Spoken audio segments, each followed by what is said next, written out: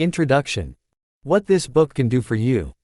This book is written to suggest techniques and to give examples which demonstrate that you do not need to be defeated by anything, that you can have peace of mind, improved health, and a never-ceasing flow of energy. In short, that your life can be full of joy and satisfaction. Of this I have no doubt at all, for I have watched countless persons learn and apply a system of simple procedures that has brought about the foregoing benefits in their lives. These assertions, which may appear extravagant, are based on bona fide demonstrations in actual human experience. Altogether, too many people are defeated by the everyday problems of life. They go struggling, perhaps even whining, through their days with a sense of dull resentment at what they consider the bad breaks life has given them.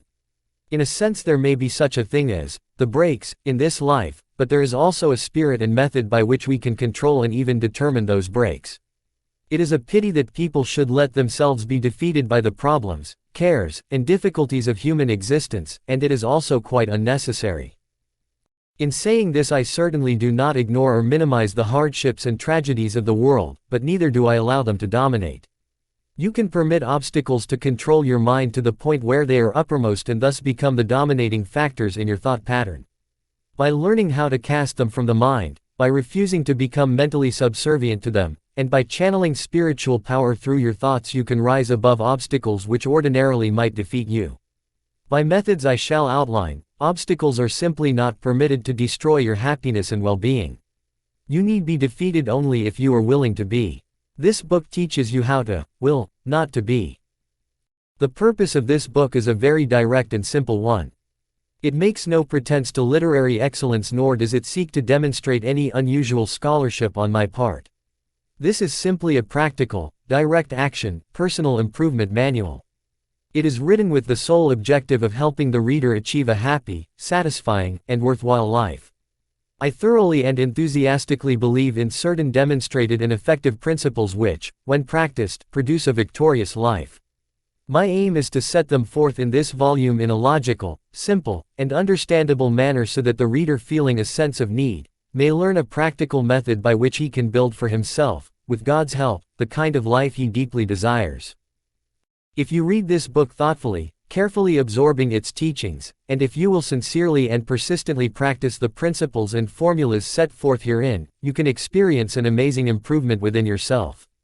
By using the techniques outlined here, you can modify or change the circumstances in which you now live, assuming control over them rather than continuing to be directed by them. Your relations with other people will improve. You will become a more popular, esteemed, and well-liked individual. By mastering these principles, you will enjoy a delightful new sense of well-being. You may attain a degree of health not hitherto known by you and experience a new and keen pleasure in living. You will become a person of greater usefulness and will wield an expanded influence. How can I be so certain that the practice of these principles will produce such results? The answer is simply that for many years in the Marble Collegiate Church of New York City we have taught a system of creative living based on spiritual techniques, carefully noting its operation in the lives of hundreds of people. It is no speculative series of extravagant assertions that I make, for these principles have worked so efficiently over so long a period of time that they are now firmly established as documented and demonstrable truth. The system outlined is a perfected and amazing method of successful living. In my writings, including several books, in my regular weekly newspaper column in nearly 100 dailies, in my national radio program over 17 years, in our magazine, guideposts, and in lectures in scores of cities, I have taught these same scientific yet simple principles of achievement, health, and happiness. Hundreds have read, listened, and practiced, and the results are invariably the same: new life, new power, increased efficiency, greater happiness. Because so many have requested that these principles be put into book form, the better to be studied and practiced, I am publishing this new volume under the title, The Power of Positive Thinking. I need not point out that the powerful principles contained herein are not my invention but are given to us by the greatest teacher who ever lived and who still lives. This book teaches applied Christianity, a simple yet scientific system of practical techniques of successful living that works. Norman Vincent Peale. 1. Believe in yourself. Believe in yourself. Have faith in your abilities. Without a humble but reasonable confidence in your own powers you cannot be successful or happy. But with sound self-confidence you can succeed. A sense of inferiority and inadequacy interferes with the attainment of your hopes, but self-confidence leads to self-realization and successful achievement. Because of the importance of this mental attitude, this book will help you believe in yourself and release your inner powers. It is appalling to realize the number of pathetic people who are hampered and made miserable by the malady popularly called the inferiority complex. But you need not suffer from this trouble. When proper steps are taken, it can be overcome. You can develop creative faith in yourself, faith that is justified. After speaking to a convention of businessmen in a city auditorium, I was on the stage greeting people when a man approached me and with a peculiar intensity of manner asked, "May I talk with you about a matter of desperate importance to me?" I asked him to remain until the others had gone, then we went backstage and sat down. "I'm in this town to handle the most important business deal of my life," he explained. "If I succeed, it means everything to me. If I fail, I'm done for." I suggested that he relax a little, that nothing was quite that final. If he succeeded, that was fine. If he didn't, well, tomorrow was another day. "I have a terrible disbelief in myself," he said dejectedly. "I have no confidence. I just don't believe I can put it over. I am very discouraged and depressed. In fact," he lamented, "I'm just about sunk. Here I am, 40 years old. Why is it that all my life I have been tormented by inferiority feelings, by lack of confidence, by self-doubt? I listened to your speech tonight in which you talked about the power of positive thinking, and I want to ask how I can get some faith in myself." "There are 2 steps to take," I replied. "First, it is important to discover why you have these feelings of no power. That requires analysis and will take time. We must approach the maladies of our emotional life as a physician probes to find something wrong physically. This cannot be done immediately, certainly not in our brief interview tonight, and it may require treatment to reach a permanent solution. But to pull you through this immediate problem I shall give you a formula which will work if you use it. As you walk down the street tonight I suggest that you repeat certain words which I shall give you. Say them over several times after you get into bed. When you awaken tomorrow, repeat them 3 times before arising. On the way to your important appointment say them 3 additional times. Do this with an attitude of faith and you will receive sufficient strength and ability to deal with this problem. Later, if you wish, we can go into an analysis of your basic problem, but whatever we come up with following that study, the formula which I am now going to give you can be a large factor in the eventual cure. Following is the affirmation which I gave him: I can do all things through Christ which strengtheneth me. Philippians 4:13. He was unfamiliar with these words, so I wrote them on a card and had him read them over 3 times aloud. Now, follow that prescription, and I am sure things will come out all right. He pulled himself up, stood quietly for a moment, then said with considerable feeling, "Okay, doctor. Okay." I watched him square his shoulders and walk out into the night. He seemed a pathetic figure, and yet the way he carried himself as he disappeared showed that faith was already at work in his mind. Subsequently he reported that this simple formula did wonders for him and added, "It seems incredible that a few words from the Bible could do so much for a person." This man later had a study made of the reasons for his inferiority attitudes. They were cleared away by scientific counseling and by the application of religious faith.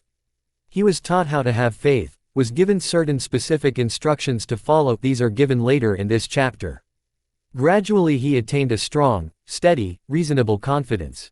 He never ceases to express amazement at the way in which things now flow toward rather than away from him.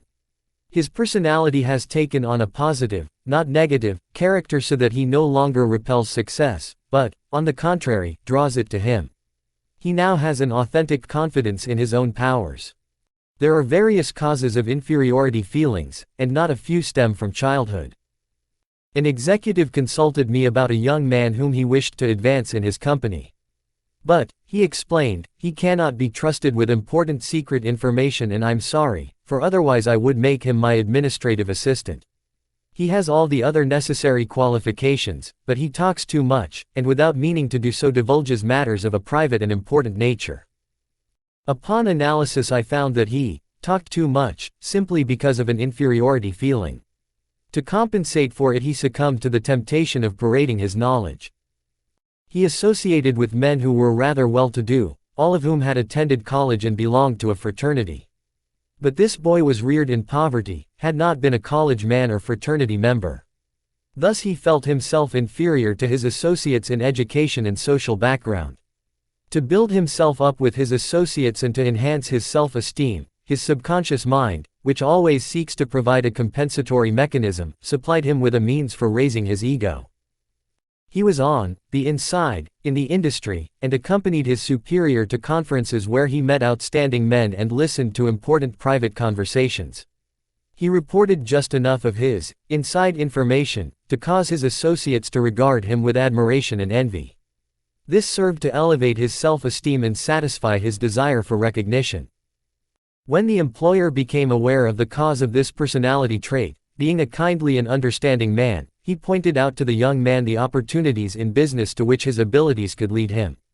He also described how his inferiority feelings caused his unreliability in confidential matters.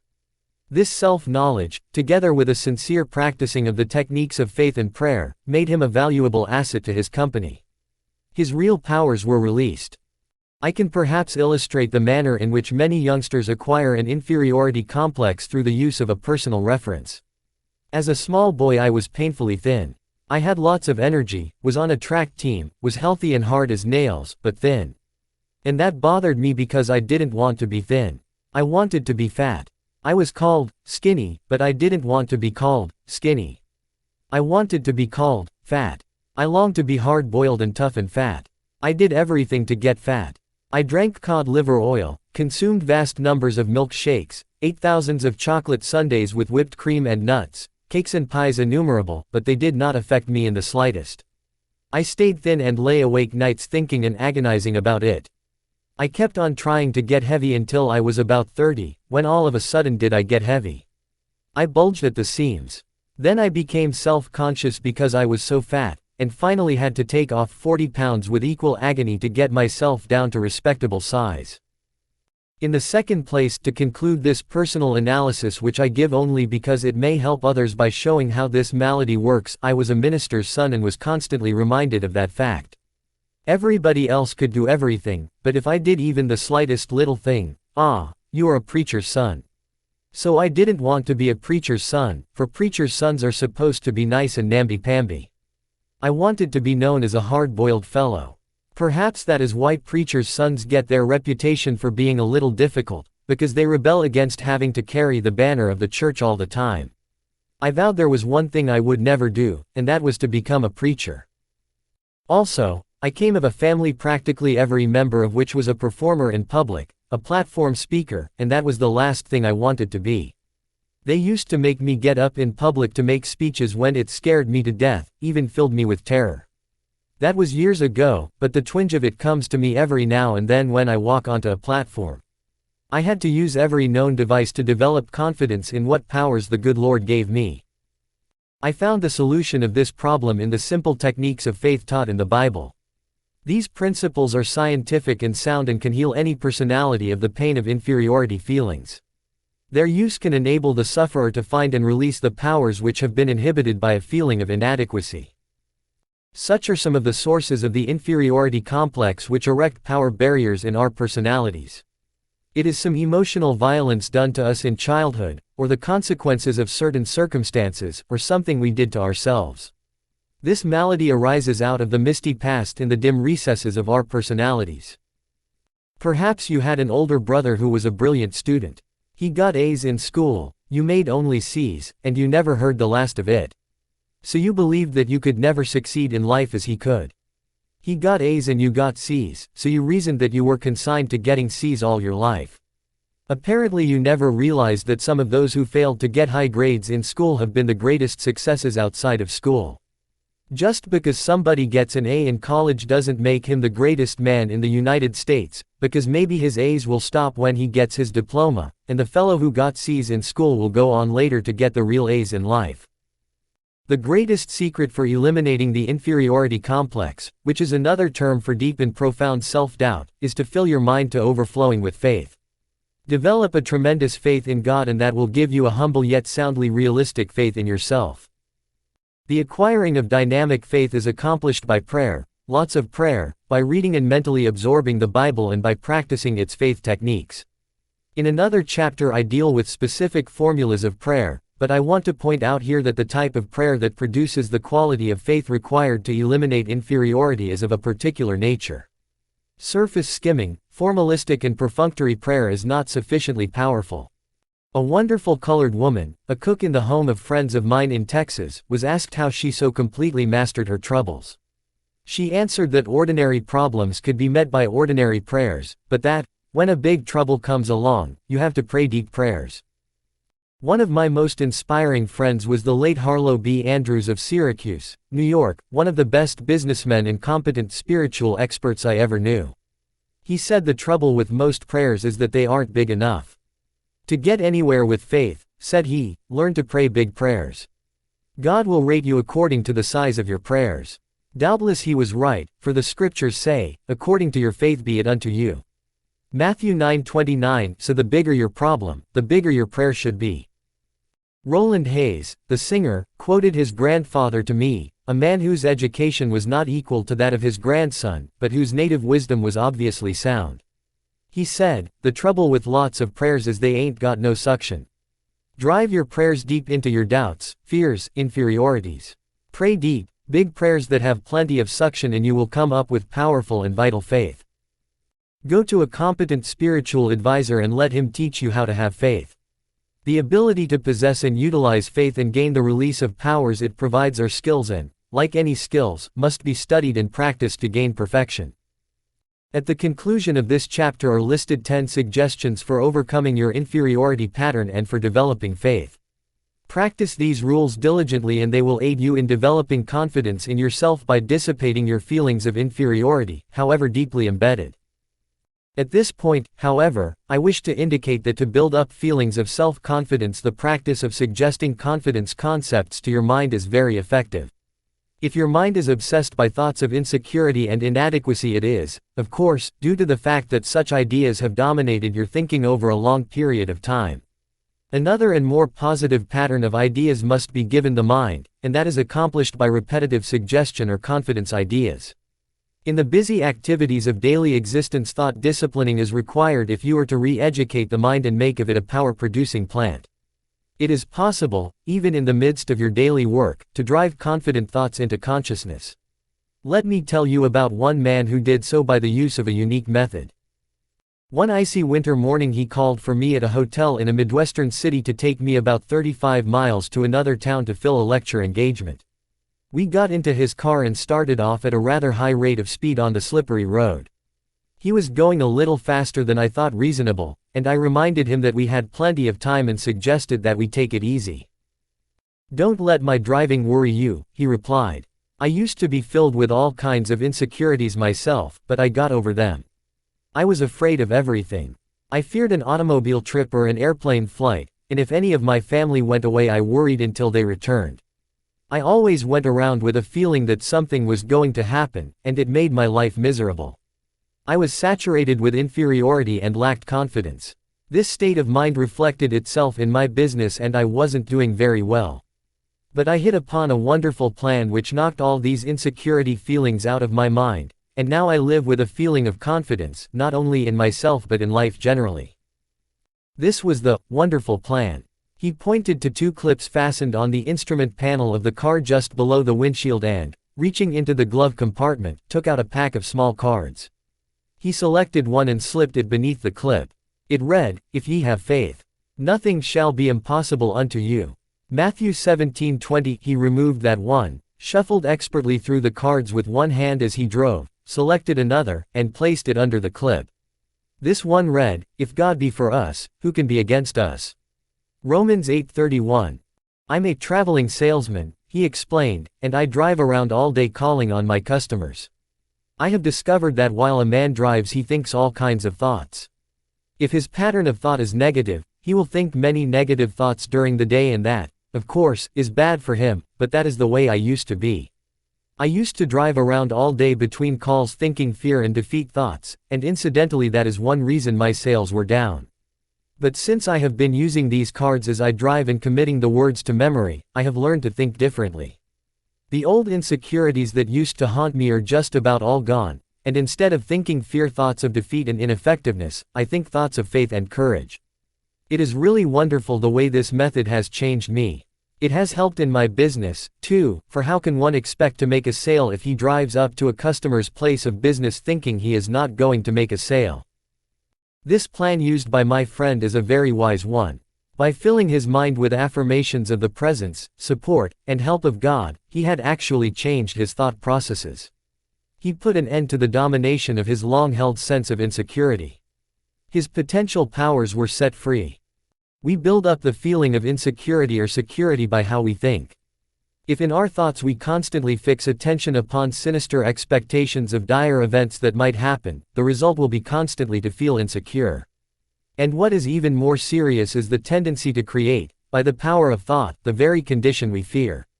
This salesman actually created positive results by vital thoughts of courage and confidence through the process of placing the cards before him in his car. His powers, curiously inhibited by a defeat psychology, now flowed out of a personality in which creative attitudes had been stimulated.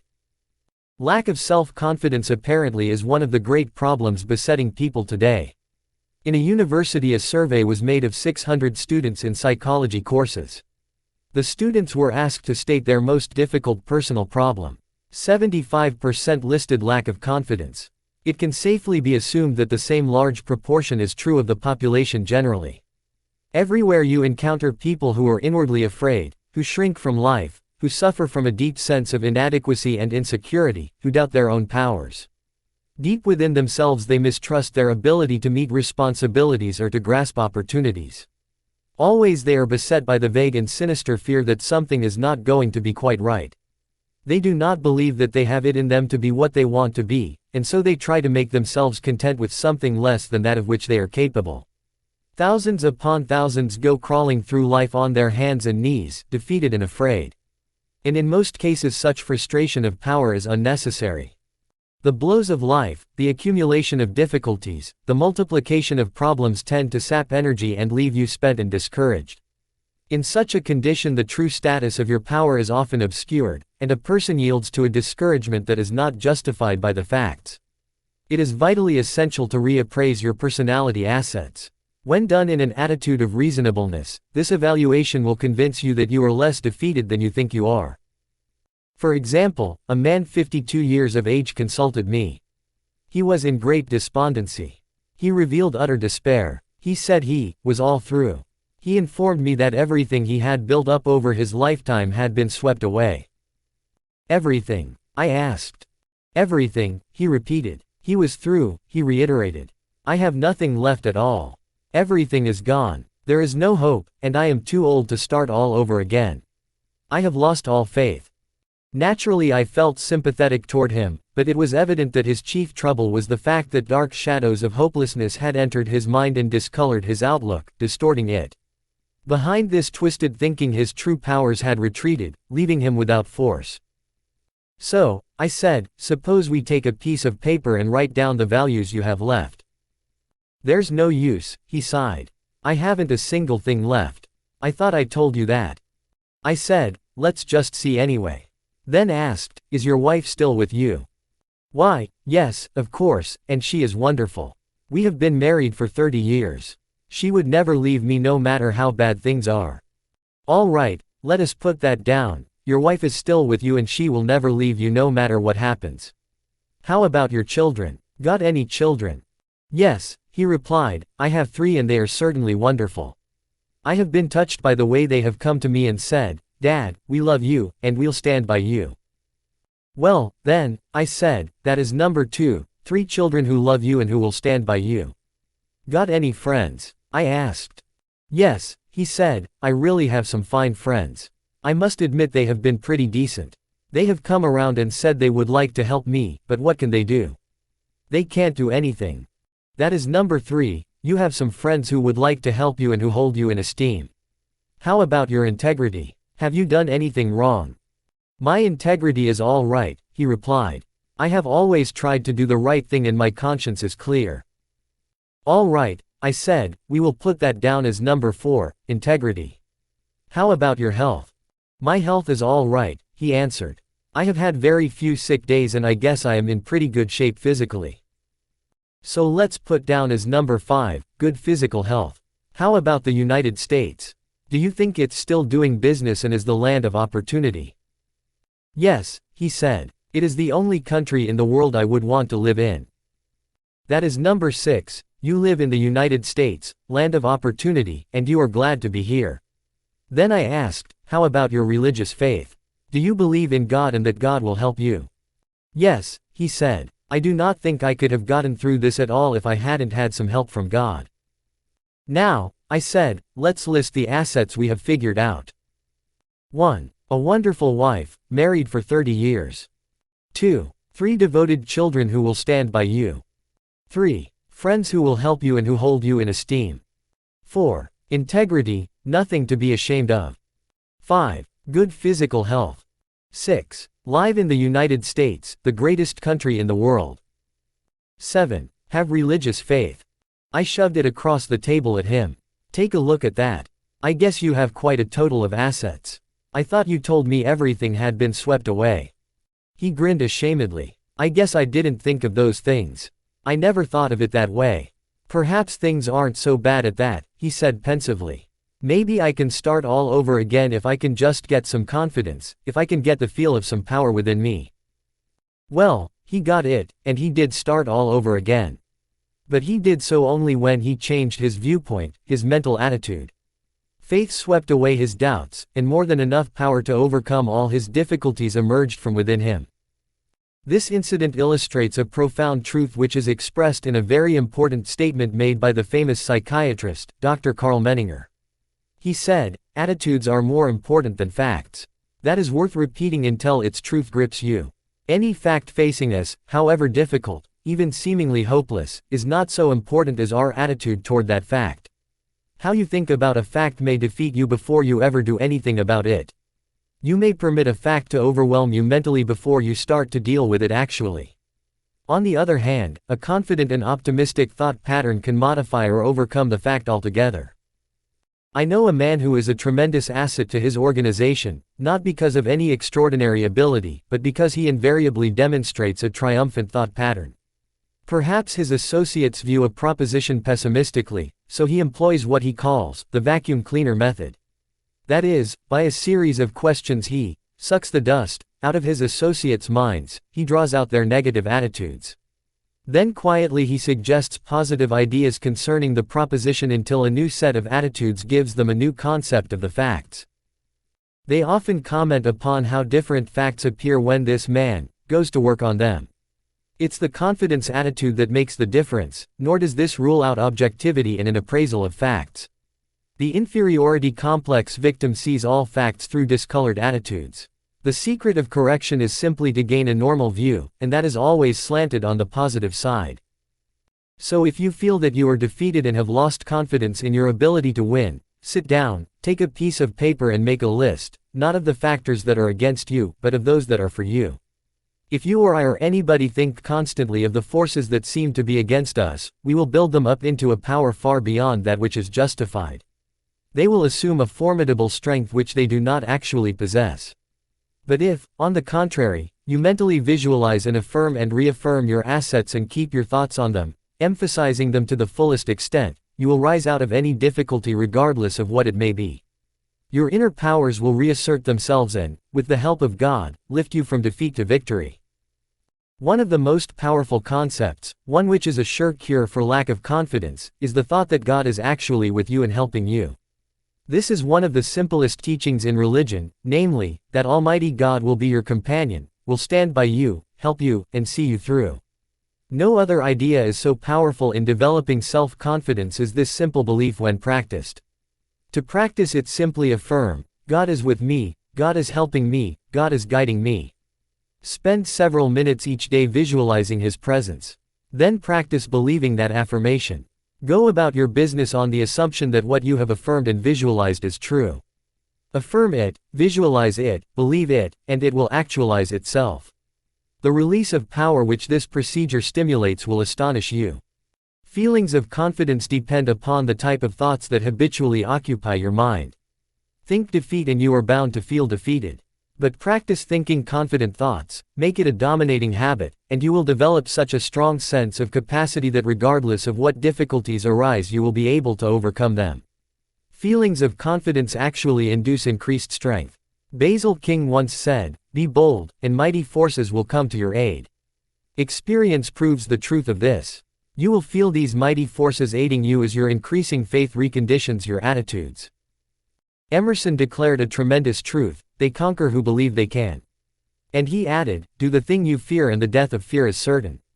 Practice confidence and faith and your fears and insecurities will soon have no power over you. Once when Stonewall Jackson planned a daring attack, one of his generals fearfully objected, saying, "I am afraid of this," or, "I fear that." Putting his hand on his timorous subordinate's shoulder, Jackson said, "General, never take counsel of your fears. The secret is to fill your mind with thoughts of faith, confidence, and security. This will force out or expel all thoughts of doubt, all lack of confidence." To one man who for a long time had been haunted by insecurities and fears, I suggested that he read through the Bible, underlining in red pencil every statement it contains relative to courage and confidence.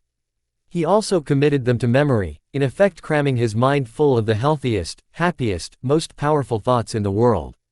These dynamic thoughts changed him from cringing hopelessness to a man of compelling force. The change in him in a few weeks was remarkable. From almost complete defeat he became a confident and inspiring personality. He now radiates courage and magnetism. He regained confidence in himself and his own powers by a simple process of thought conditioning. To sum up, what can you do now to build up your self-confidence? Following are 10 simple, workable rules for overcoming inadequacy attitudes and learning to practice faith. Thousands have used these rules, reporting successful results.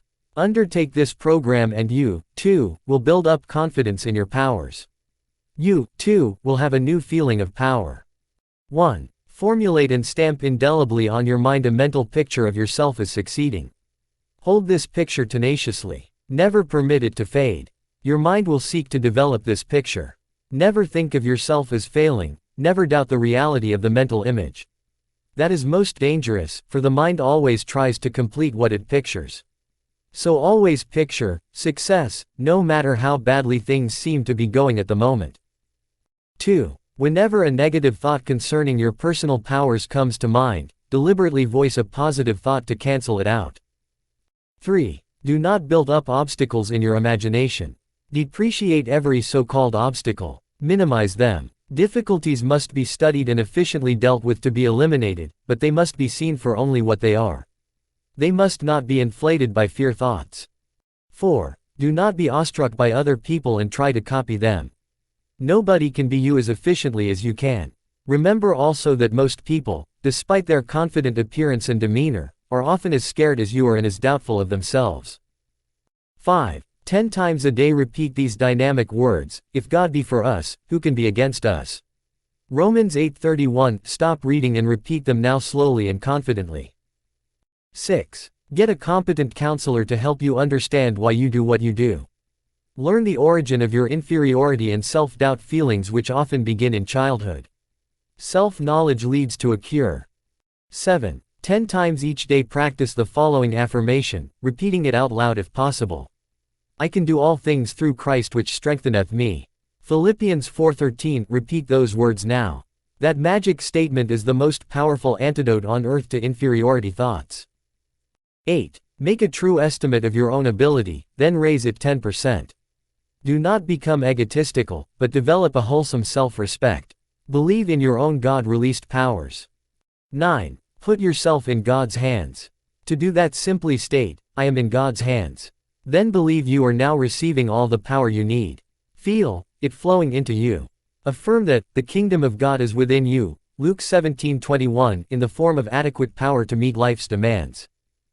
10. Remind yourself that God is with you and nothing can defeat you. Believe that you now receive power from Him. 2. A peaceful mind generates power. At breakfast in a hotel dining room, 3 of us fell to discussing how well we had slept the night before, a truly momentous topic. One man complained of a sleepless night. He had tossed and turned and was about as exhausted as when he retired. Guess I'd better stop listening to the news before going to bed, he observed. I tuned in last night and sure got an earful of trouble." That is quite a phrase, an earful of trouble. Little wonder he had a disturbed night. Maybe the coffee I drank before retiring had something to do with it, he mused. The other man spoke up. "As for me, I had a grand night. I got my news from the evening paper and from an early broadcast and had a chance to digest it before I went to sleep. Of course," he continued, "I used my go-to-sleep plan which never fails to work." I prodded him for his plan, which he explained as follows. "When I was a boy, my father, a farmer, had the habit of gathering the family in the parlor at bedtime and he read to us out of the Bible. I can hear him yet. In fact, every time I hear those Bible verses I always seem to hear them in the tone of my father's voice. After prayers I would go up to my room and sleep like a top. But when I left home I got away from the Bible reading and prayer habit. I must admit that for years practically the only time I ever prayed was when I got into a jam. But some months ago my wife and I, having a number of difficult problems, decided we would try it again. We found it a very helpful practice, so now every night before going to bed she and I together read the Bible and have a little session of prayer. I don't know what there is about it, but I have been sleeping better and things have improved all down the line. In fact, I find it so helpful that even out on the road, as I am now, I still read the Bible and pray. Last night I got into bed and read the 23rd Psalm. I read it out loud and it did me a lot of good." He turned to the other man and said, "I didn't go to bed with an earful of trouble. I went to sleep with a mind full of peace." Well, there are two cryptic phrases for you, an earful of trouble, and a mind full of peace. Which do you choose? The essence of the secret lies in a change of mental attitude. One must learn to live on a different thought basis, and even though thought change requires effort, it is much easier than to continue living as you are. The life of strain is difficult. The life of inner peace, being harmonious and without stress, is the easiest type of existence. The chief struggle then in gaining mental peace is the effort of revamping your thinking to the relaxed attitude of acceptance of God's gift of peace. As an illustration of taking a relaxed attitude and therefore receiving peace, I always think of an experience in a certain city where I lectured one evening.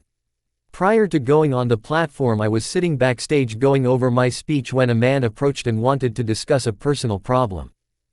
I informed him that at the moment it was impossible to talk as I was just about to be introduced, and asked him to wait. While speaking I noticed him in the wings nervously pacing up and down, but afterward he was nowhere about. However, he had given me his card, which indicated that he was a man of considerable influence in that city. Back at my hotel, although it was late, I was still troubled by this man, so I telephoned him. He was surprised at my call and explained that he did not wait because obviously I was busy. "I just wanted you to pray with me," he said. "I thought if you would pray with me, perhaps I could get some peace." "There is nothing to prevent us from praying together on the telephone right now," I said. Somewhat in surprise, he replied, "I have never heard of praying on the telephone." "Why not?" I asked. "A telephone is simply a gadget of communication. You are some blocks from me, but by means of the telephone we are together. Besides," I continued, "the Lord is with each of us. He is at both ends of this line and in between. He is with you and He is with me." "All right," he conceded. "I'd like to have you pray for me." So I closed my eyes and prayed for the man over the telephone, and I prayed just as though we were in the same room. He could hear and the Lord could hear. When I finished I suggested, "Won't you pray?" There was no response. Then at the other end of the line I heard sobbing and finally, "I can't talk," he said. "Go on and cry for a minute or two and then pray," I suggested. "Simply tell the Lord everything that is bothering you. I assume this is a private line, but if not, and if anybody is listening, it won't matter. As far as anyone is concerned, we are just a couple of voices. Nobody would know it is you and I." Thus encouraged, he started to pray, hesitantly at first, and then with great impetuosity he poured out his heart, and it was filled with hate, frustration, failure, a mass of it. Finally he prayed plaintively, "Dear Jesus, I have a lot of nerve to ask you to do anything for me, because I never did anything for you. I guess you know what a no account I am, even though I put on a big front. I am sick of all this, dear Jesus. Please help me." So I prayed again, and asked the Lord to answer his prayer, then said, "Lord, at the other end of the telephone wire, place your hand on my friend and give him peace. Help him now to yield himself and accept your gift of peace." Then I stopped, and there was a rather long pause, and I shall never forget the tone in his voice as I heard him say, "I shall always remember this experience, and I want you to know that for the first time in months I feel clean inside and happy and peaceful." This man employed a simple technique for having a peaceful mind. He emptied his mind and he received peace as a gift from God. As a physician said, many of my patients have nothing wrong with them except their thoughts. So I have a favorite prescription that I write for some. But it is not a prescription that you can fill at a drugstore. The prescription I write is a verse from the Bible, Romans 12:2. I do not write out that verse for my patients. I make them look it up and it reads, "Be ye transformed by the renewing of your mind." To be happier and healthier they need a renewing of their minds, that is, a change in the pattern of their thoughts. When they take this prescription, they actually achieve a mind full of peace. That helps to produce health and well-being. A primary method for gaining a mind full of peace is to practice emptying the mind. This will be emphasized in another chapter, but I mention it here to underscore the importance of a frequent mental catharsis. I recommend a mind emptying at least twice a day, more often if necessary. Definitely practice emptying your mind of fears, hates, insecurities, regrets, and guilt feelings. The mere fact that you consciously make this effort to empty your mind tends to give relief. Haven't you experienced a sense of release when you have been able to pour out to somebody whom you can trust worrisome matters that lay heavy upon the heart? As a pastor, I have often observed how much it means to people to have someone to whom they can truly and in confidence tell everything troubling their minds. I conducted a religious service on board the SS Lurline on a recent voyage to Honolulu. In the course of my talk I suggested that people who were carrying worries in their minds might go to the stern of the vessel and imaginatively take such anxious thought out of the mind, drop it overboard, and watch it disappear in the wake of the ship. It seems an almost childlike suggestion, but a man came to me later that day and said, "I did as you suggested and am amazed at the relief it has given me." During this voyage, he said, "Every evening at sunset I am going to drop all my worries overboard until I develop the psychology of casting them entirely out of my consciousness. Every day I shall watch them disappear in the great ocean of time." Doesn't the Bible say something about forgetting those things that are behind? The man to whom this suggestion appealed is not an impractical sentimentalist. On the contrary, he is a person of extraordinary mental stature, an outstanding leader in his field. Of course, emptying the mind is not enough. When the mind is emptied, something is bound to enter. The mind cannot long remain a vacuum. You cannot go around permanently with an empty mind. I admit that some people seem to accomplish that feat, but by and large it is necessary to refill the emptied mind, or the old, unhappy thoughts which you have cast out will come sneaking in again. To prevent that happening, immediately start filling your mind with creative and healthy thoughts. Then when the old fears, hates, and worries that have haunted you for so long try to edge back in, they will in effect find a sign on the door of your mind reading, "Occupied." They may struggle for admission, for having lived in your mind for a long time, they feel at home there. But the new and healthy thoughts which you have taken in will now be stronger and better fortified, and therefore able to repulse them. Presently the old thoughts will give up altogether and leave you alone. You will permanently enjoy a mind full of peace. At intervals during the day practice thinking a carefully selected series of peaceful thoughts. Let mental pictures of the most peaceful scenes you have ever witnessed pass across your mind, as, for example, some beautiful valley filled with the hush of evening time, as the shadows lengthen and the sun sinks to rest.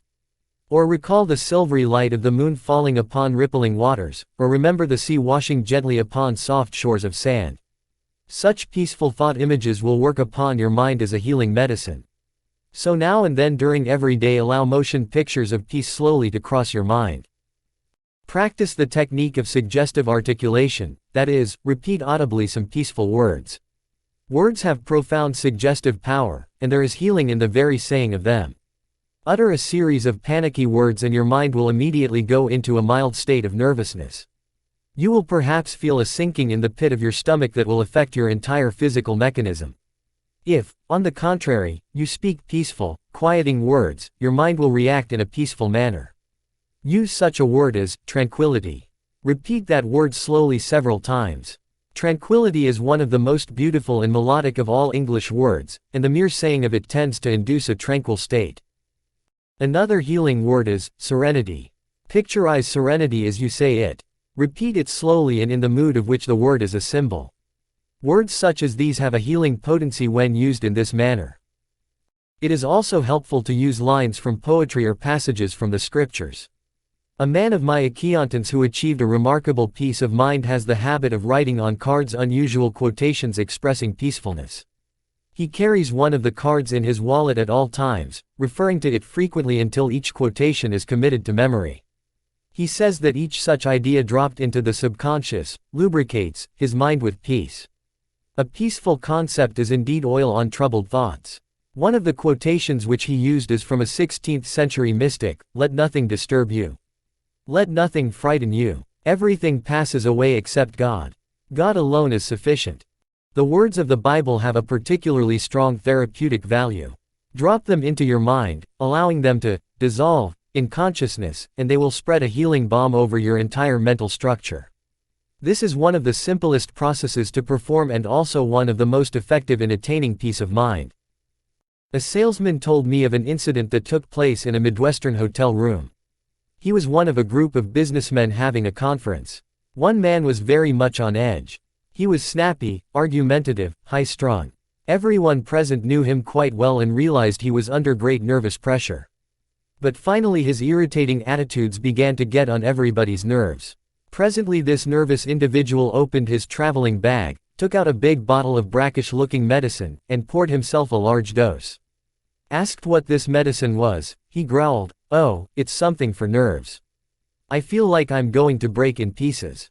The pressure I'm under makes me wonder if I am going to crack up. I try not to show it, but I suppose even you fellows have observed that I'm nervous. This medicine was recommended and I've swallowed several bottles of it, but I don't seem to get any better."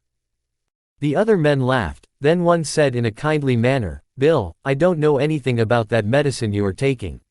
Maybe it's all right. It probably is, but I can give you some medicine for those nerves that will do you more good than that.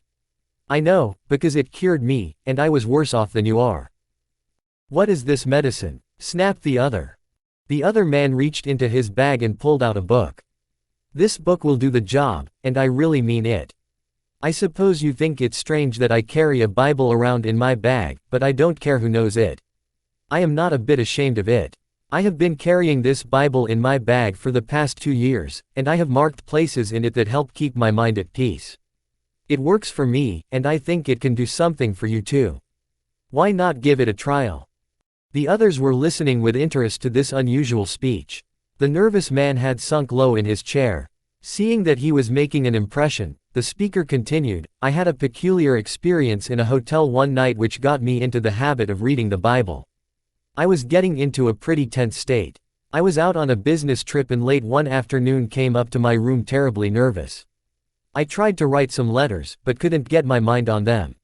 I paced up and down the room, tried to read the paper, but that annoyed me, so I decided to go down and get a drink, anything to get away from myself. While standing by the dresser, my eye happened to fall upon a Bible lying there. I had seen many such Bibles in hotel rooms, but had never read any of them. However, something impelled me, and I opened the book to one of the Psalms and started to read it. I remember that I read that one standing up, then sat down and read another. I was interested but certainly surprised at myself, me reading the Bible. It was a laugh, but I kept on reading. Soon I came to the 23rd Psalm. I had learned that one as a boy in Sunday school and was surprised that I still knew most of it by heart. I tried saying it over, especially that line where it says, "He leadeth me beside the still waters, he restoreth my soul." I liked that line. It sort of got me. I sat there repeating it over and over, and the next thing I knew I woke up. Apparently I had dropped off to sleep and slept soundly. I slept only about 15 minutes, but upon awakening was as refreshed and rested as if I'd had a good night's sleep. I can remember yet the wonderful feeling of complete refreshment.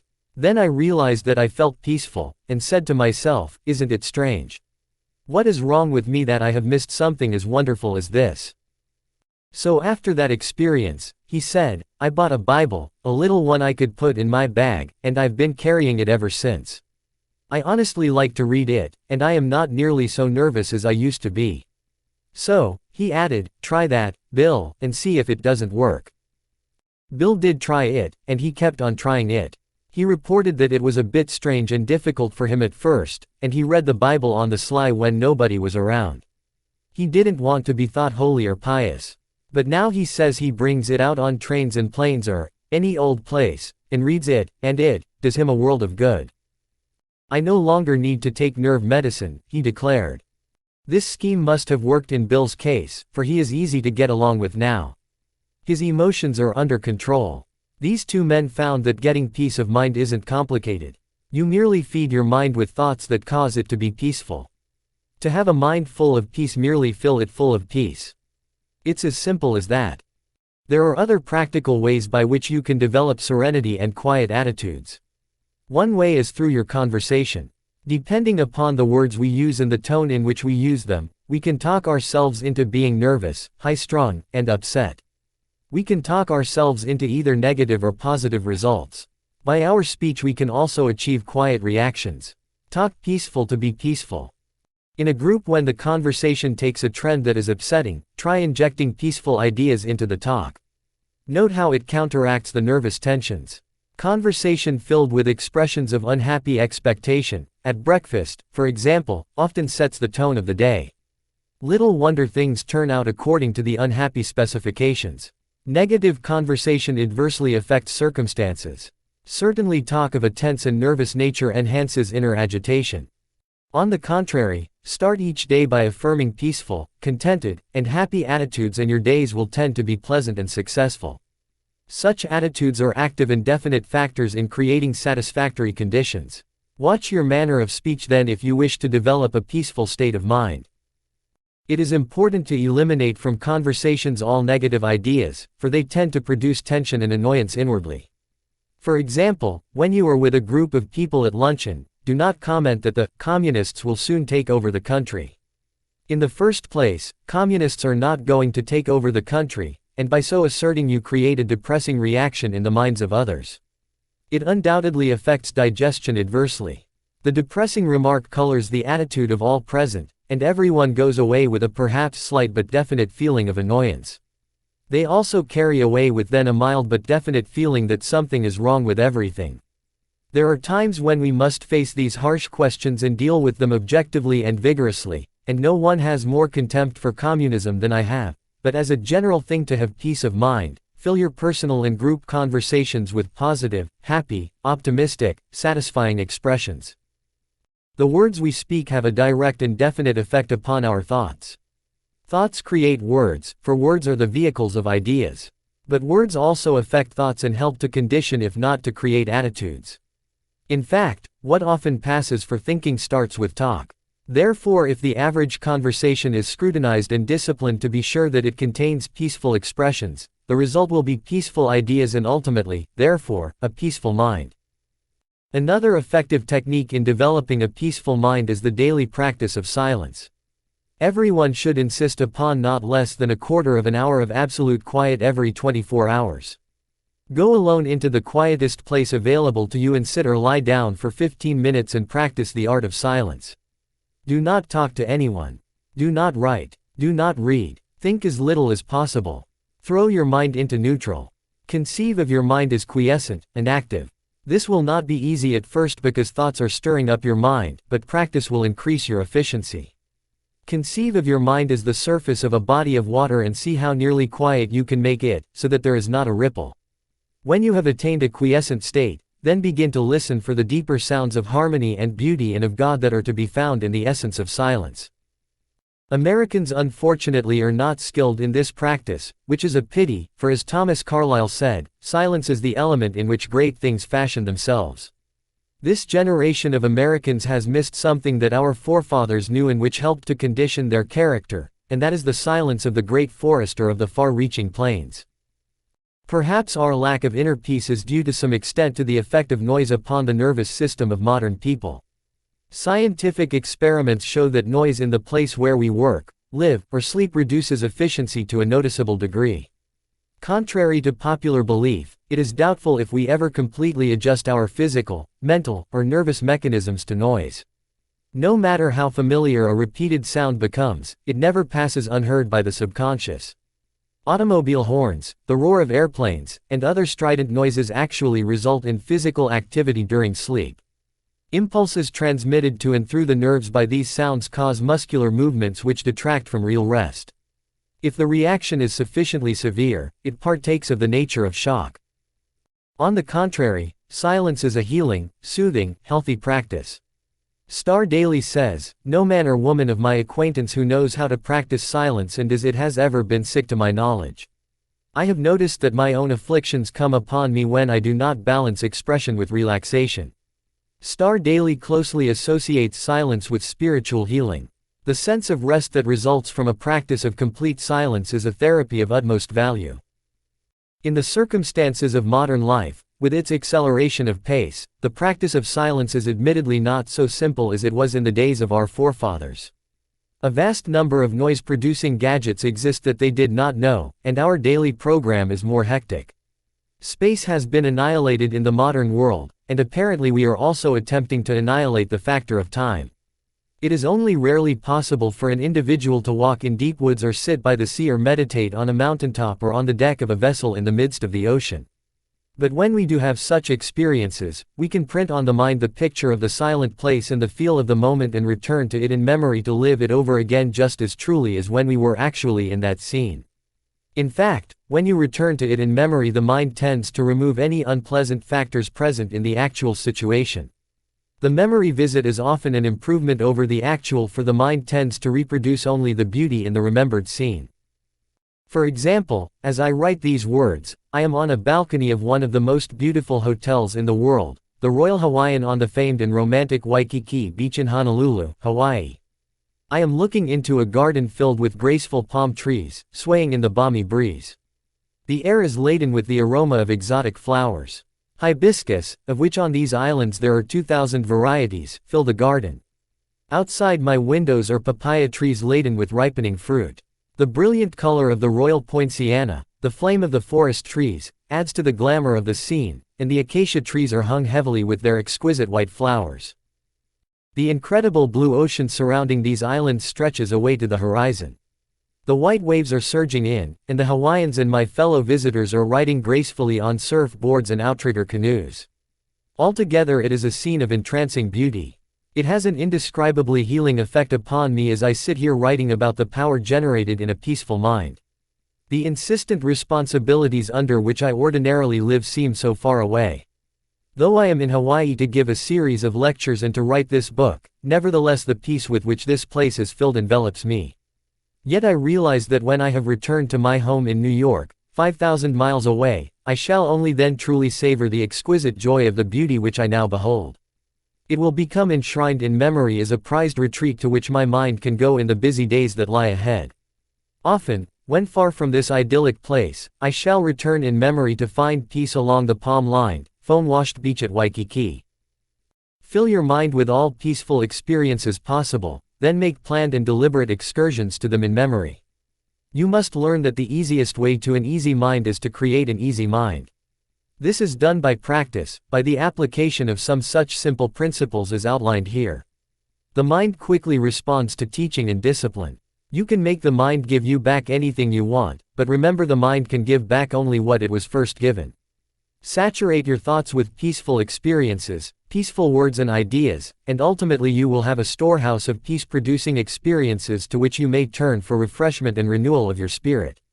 It will be a vast source of power. I spent a night with a friend who has a very lovely home. We had breakfast in a unique and interesting dining room. The four walls are painted in a beautiful mural picturing the countryside in which my host was reared as a boy. It is a panorama of rolling hills, gentle valleys, and singing streams, the latter clean and sun-speckled, and babbling over rocks.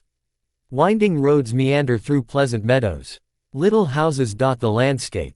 In a central position is a white church surmounted by a tall steeple. As we breakfasted, my host talked of this region of his youth, pointing out various points of interest in the painting around the wall. Then he said, "Often as I sit in this dining room I go from point to point in my memory and relive other days. I recall, for example, walking up that lane as a boy with bare feet, and I can remember yet how the clean dust felt between my toes. I remember fishing in that trout stream on many a summer afternoon and coasting down those hills in the wintertime. There is the church I attended as a boy. He grinned and said, I sat through many a long sermon in that church but gratefully recall to mind the kindliness of the people and the sincerity of their lives. I can sit here and look at that church and think of the hymns I heard there with my mother and father as we sat together in the pew. They are long buried in that cemetery alongside the church, but in memory I go and stand by their graves and hear them speak to me as in days gone by. I get very tired and sometimes am nervous and tense. It helps to sit here and go back to the days when I had an untroubled mind, when life was new and fresh. It does something for me. It gives me peace. Perhaps we all cannot have such murals on the dining room walls, but you can put them around the wall of your mind, pictures of the most beautiful experiences of your life. Spend time among the thoughts which these pictures suggest. No matter how busy you may be or what responsibilities you carry, this simple, rather unique practice, having proved successful in many instances, may have a beneficial effect upon you. It is an easily practiced, easy way to a peaceful mind. There is a factor in the matter of inner peace which must be stated because of its importance. Frequently I find that people who are lacking in inner peace are victims of a self-punishment mechanism. At some time in their experience they have committed a sin and the sense of guilt haunts them.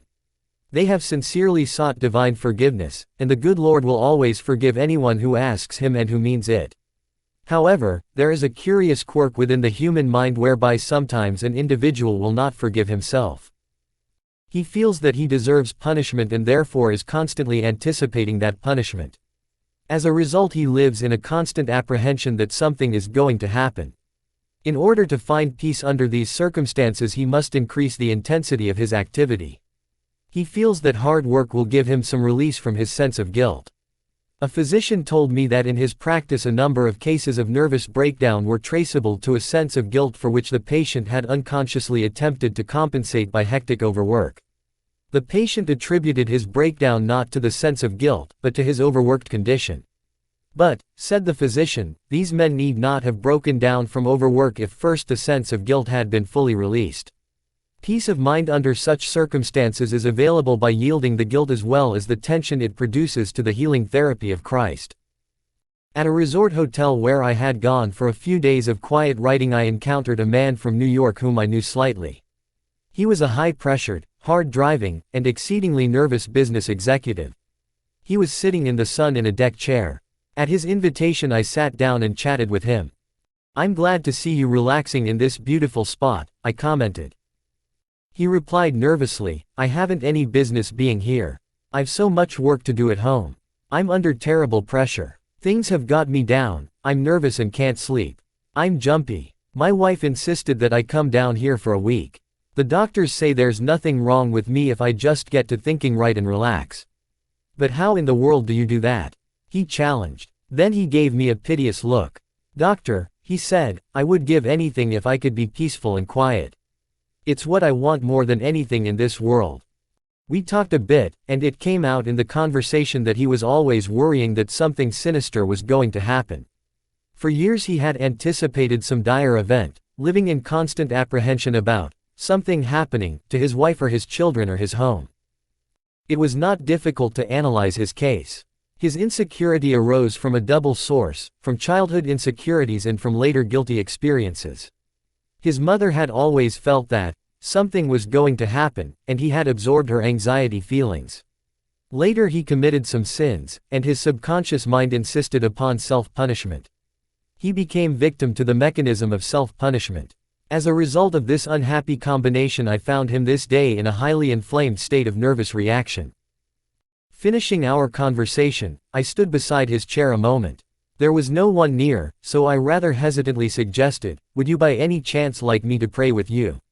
He nodded, and I put my hand on his shoulder and prayed, "Dear Jesus, as you healed people in the long ago and gave them peace, heal this man now. Give him fully of thy forgiveness. Help him to forgive himself. Separate him from all his sins and let him know that you do not hold them against him. Set him free from them. Then let thy peace flow into his mind, and into his soul, and into his body." He looked up at me with a strange look on his face and then turned away, for there were tears in his eyes and he didn't want me to see them. We were both a bit embarrassed, and I left him. Months later I met him, and he said, "Something happened to me down there that day when you prayed for me. I felt a strange sense of quietness and peace, and," he added, "healing."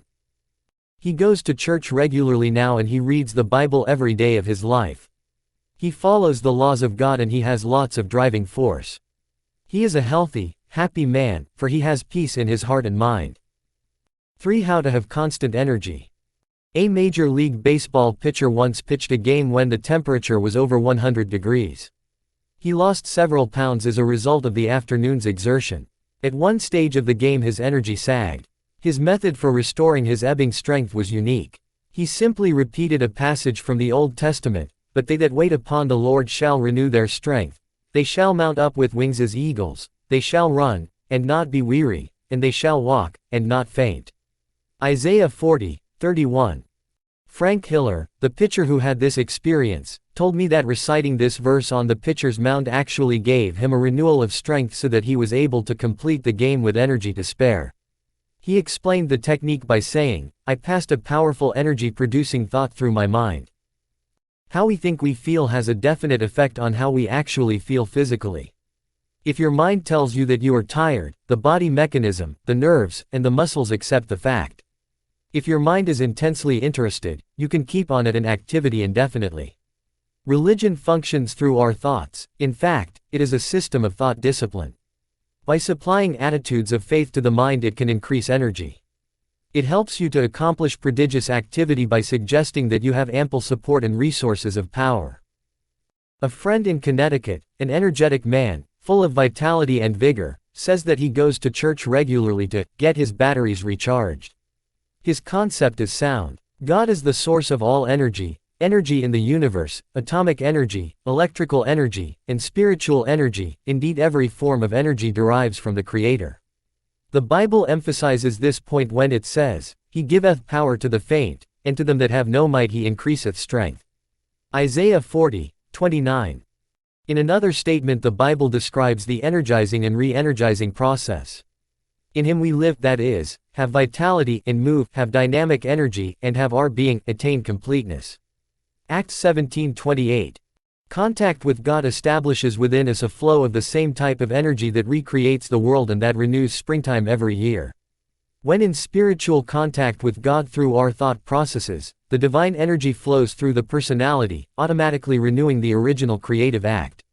When contact with the divine energy is broken, the personality gradually becomes depleted in body, mind, and spirit.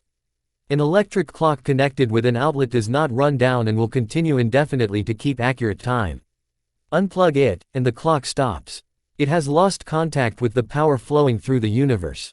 In general, this process is operative in human experience, though in a less mechanical manner. A number of years ago I attended a lecture at which a speaker asserted before a large audience that he had not been tired in 30 years. He explained that 30 years before he had passed through a spiritual experience in which by self-surrender he had made contact with divine power. From then on he possessed sufficient energy for all of his activities, and these were prodigious. He so obviously illustrated his teachings that everyone in that vast audience was profoundly impressed. To me it was a revelation of the fact that in our consciousness we can tap a reservoir of boundless power, as a result of which it is not necessary to suffer depletion of energy.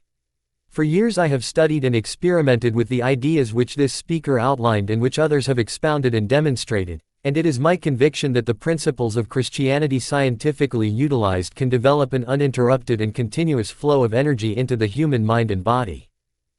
These findings were corroborated by a prominent physician with whom I was discussing, a certain man whom we both know.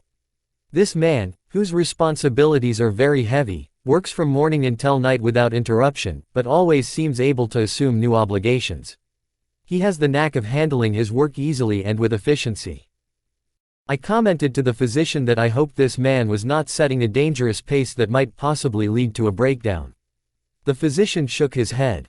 "No," he replied, "as his physician I do not think there is any danger of a crack-up, and the reason is that he is a thoroughly well-organized individual with no energy leaks in his makeup. He operates a well-regulated machine. He handles things with easy power and carries burdens without strain. He never wastes an ounce of energy, but every effort is applied with maximum force. How do you account for this efficiency, this seemingly boundless energy? I asked. The physician studied for a moment. The answer is that he is a normal individual, emotionally well integrated, and, what is more important, he is a soundly religious person. From his religion he has learned how to avoid drainage of power. His religion is a workable and useful mechanism for preventing energy leaks. It is not hard work that drains off energy but emotional upheaval, and this man is entirely free from that. Increasingly people are realizing that the maintenance of a sound spiritual life is important in enjoying energy and personality force. The body is designed to produce all needed energy over an amazingly long period of time. If the individual takes reasonable care of his body from the standpoint of proper diet, exercise, sleep, no physical abuse, the body will produce and maintain astonishing energy and sustain itself in good health. If he gives similar attention to a well-balanced emotional life, energy will be conserved. But if he allows energy leaks caused by hereditary or self-imposed emotional reaction of a debilitating nature, he will be lacking in vital force.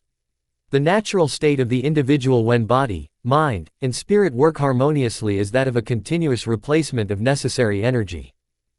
Mrs. Thomas A. Edison, with whom I often discussed the habits and characteristics of her famous husband, the world's greatest inventive wizard, told me that it was Mr. Edison's custom to come into the house from his laboratory after many hours of labor and lie down on his old couch. She said he would fall asleep as naturally as a child, in perfect relaxation, sinking into a deep and untroubled slumber. After 3 or 4, or sometimes 5 hours he would become instantly wide awake, completely refreshed, and eager to return to his work. Mrs. Edison, in answer to my request that she analyze her husband's ability to rest in a manner so natural and complete, said, he was nature's man, by which she meant that he was completely in harmony with nature and with God. In him there were no obsessions, no disorganizations, no conflicts, no mental quirks, no emotional instability. He worked until he needed to sleep, then he slept soundly and arose and returned to his work. He lived for many years, and was in many respects the most creative mind ever to appear on the American continent. He drew his energy from emotional self-mastery, the ability to relax completely. His amazingly harmonious relationship with the universe caused nature to reveal to him its inscrutable secrets. Every great personality I have ever known, and I have known many, who has demonstrated the capacity for prodigious work has been a person in tune with the infinite. Every such person seems in harmony with nature and in contact with the divine energy. They have not necessarily been pious people, but invariably they have been extraordinarily well organized from an emotional and psychological point of view. It is fear, resentment, the projection of parental faults upon people when they are children, inner conflicts and obsessions that throw off balance the finely equated nature, thus causing undue expenditure of natural force. The longer I live the more I am convinced that neither age nor circumstance needs to deprive us of energy and vitality. We are at last awakening to the close relationship between religion and health. We are beginning to comprehend a basic truth hitherto neglected, that our physical condition is determined very largely by our emotional condition, and our emotional life is profoundly regulated by our thought life. All through its pages, the Bible talks about vitality and force in life. The supreme overall word of the Bible is life, and life means vitality, to be filled with energy. Jesus stated the key expression, "I am come that they might have life, and that they might have it more abundantly." John 10:10. This does not rule out pain or suffering or difficulty, but the clear implication is that if a person practices the creative and recreative principles of Christianity he can live with power and energy. The practice of the above-mentioned principles will serve to bring a person into the proper tempo of living. Our energies are destroyed because of the high tempo, the abnormal pace at which we go. The conservation of energy depends upon getting your personality speed synchronized with the rate of God's movement. God is in you. If you are going at one rate and God at another, you are tearing yourself apart. Though the mills of God grind slowly, yet they grind exceeding small. The mills of most of us grind very rapidly, and so they grind poorly. When we become attuned to God's rhythm we develop a normal tempo within ourselves and energy flows freely. The hectic habits of this age have many disastrous effects. A friend of mine commented upon an observation made by her aged father. He said that in early days when a young man came courting in the evening he sat with his intended in the parlor. Time in those days was measured by the deliberate, ponderous strokes of the grandfather clock, which has a very long pendulum. It seemed to say, there is plenty of time. There is plenty of time. There is plenty of time. But modern clocks, having a shorter pendulum with a swifter stroke, seem to say, time to get busy. Time to get busy. Time to get busy. Time to get busy. Everything is speeded up, and for that reason many people are tired. The solution is to get into the time synchronization of Almighty God. One way to do this is by going out some warm day and lying down on the earth. Get your ear close down to the ground and listen. You will hear all manner of sounds. You will hear the sound of the wind in the trees and the murmur of insects, and you will discover presently that there is in all these sounds a well-regulated tempo. You cannot get that tempo by listening to traffic in the city streets, for it is lost in the confusion of sound. You can get it in church where you hear the Word of God and the great hymns. Truth vibrates to God's tempo in a church. But you can also find it in a factory if you have a mind to.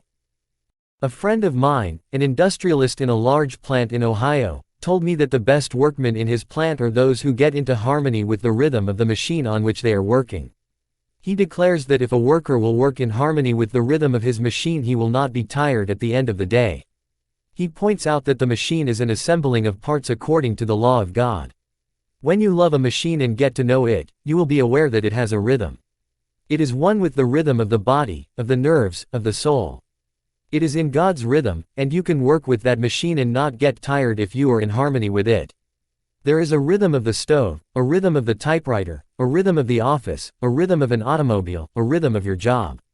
So to avoid tiredness and to have energy, feel your way into the essential rhythm of Almighty God and all His works. To accomplish this, relax physically.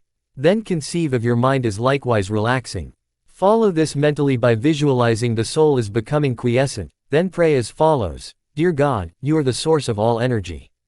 You are the source of the energy in the sun, in the atom, in all flesh, in the bloodstream, in the mind. I hereby draw energy from you as from an illimitable source. Then practice believing that you receive energy. Keep in tune with the infinite. Of course, many people are tired simply because they are not interested in anything. Nothing ever moves them deeply. To some people it makes no difference what's going on or how things go. Their personal concerns are superior even to all crises in human history. Nothing makes any real difference to them except their own little worries, their desires, and their hates. They wear themselves out stewing around about a lot of inconsequential things that amount to nothing. So they become tired. They even become sick. The surest way not to become tired is to lose yourself in something in which you have a profound conviction. A famous statesman who made 7 speeches in one day was still boundless in energy. Why are you not tired after making 7 speeches? I asked. Because, he said, I believe absolutely in everything I said in those speeches. I am enthusiastic about my convictions. That's the secret. He was on fire for something. He was pouring himself out, and you never lose energy and vitality in so doing. You only lose energy when life becomes dull in your mind. Your mind gets bored and therefore tired doing nothing. You don't have to be tired. Get interested in something. Get absolutely enthralled in something. Throw yourself into it with abandon. Get out of yourself. Be somebody. Do something. Don't sit around moaning about things, reading the papers, and saying, why don't they do something? The man who is out doing something isn't tired. If you're not getting into good causes, no wonder you're tired. You're disintegrating. You're deteriorating. You're dying on the vine. The more you lose yourself in something bigger than yourself, the more energy you will have. You don't have time to think about yourself and get bogged down in your emotional difficulties. To live with constant energy, it is important to get your emotional faults corrected. You will never have full energy until you do. The late Knute Rockne, one of the greatest football coaches this country ever produced, said that a football player cannot have sufficient energy unless his emotions are under spiritual control. In fact, he went so far as to say that he would not have a man on his team who did not have a genuinely friendly feeling for every fellow player. I have to get the most energy out of a man, he he said, and have discovered that it cannot be done if he hates another man. Hate blocks his energy and he isn't up to par until he eliminates it and develops a friendly feeling. People who lack energy are disorganized to one degree or another by their deep, fundamental emotional and psychological conflicts. Sometimes the results of this disorganization are extreme, but healing is ever possible. In a Midwestern city I was asked to talk with a man, formerly a very active citizen of that community, who had suffered an acute decline in vitality. It was thought by his associates that he had had a stroke. This impression was given by the shuffling manner in which he moved, by an extraordinary lethargic attitude, and by his complete detachment of himself from the activities to which he had formerly given a large portion of his time. He sat despondently in his chair hour after hour, and often he would weep. He exhibited many of the symptoms of a nervous breakdown. I arranged to see him in my hotel room at a certain hour. My door was open and through it I could see the elevator. I chanced to be looking in that direction when the elevator door opened and this man came shuffling down the hall. It seemed that at any moment he would topple over, and he gave every evidence of scarcely being able to negotiate the distance. I asked him to be seated and engaged him in conversation, which conversation was rather fruitless, for it revealed little enlightenment because of his tendency to complain about his condition and his inability to give thoughtful consideration to my questions. This was apparently due to his enormous self-pity. When I asked him if he would like to be well, he looked up at me in the most intense and pathetic manner. His desperation was revealed by his answer, which was that he would give anything in the world if he could regain the energy and the interest in life which he formerly enjoyed. I began to draw out of him certain facts regarding his life and experience.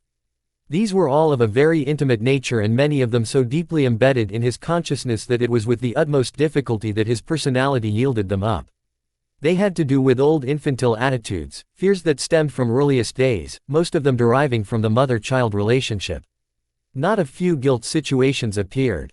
It seemed that over the course of the years these factors had accumulated like drifting sand across the channel of a river. The flow of power was gradually decreased so that an insufficient amount of energy was passing through. The man's mind was in such a complete state of retreating that a process of reasoning and enlightenment seemed quite impossible. I sought for guidance and found myself, quite to my surprise, standing beside him and placing my hand upon his head. I prayed, asking God to heal the man.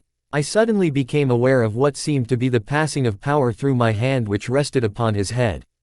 I hasten to add that there is no healing power in my hand, but now and then a human being is used as a channel, and it was evidently so in this instance, for presently the man looked up with an expression of the utmost happiness and peace and he said simply, "He was here. He touched me. I feel entirely different." From this time on his improvement was pronounced, and at the present time he is practically his old self again, except for the fact that he now possesses a quiet and serene confidence which was not present previously.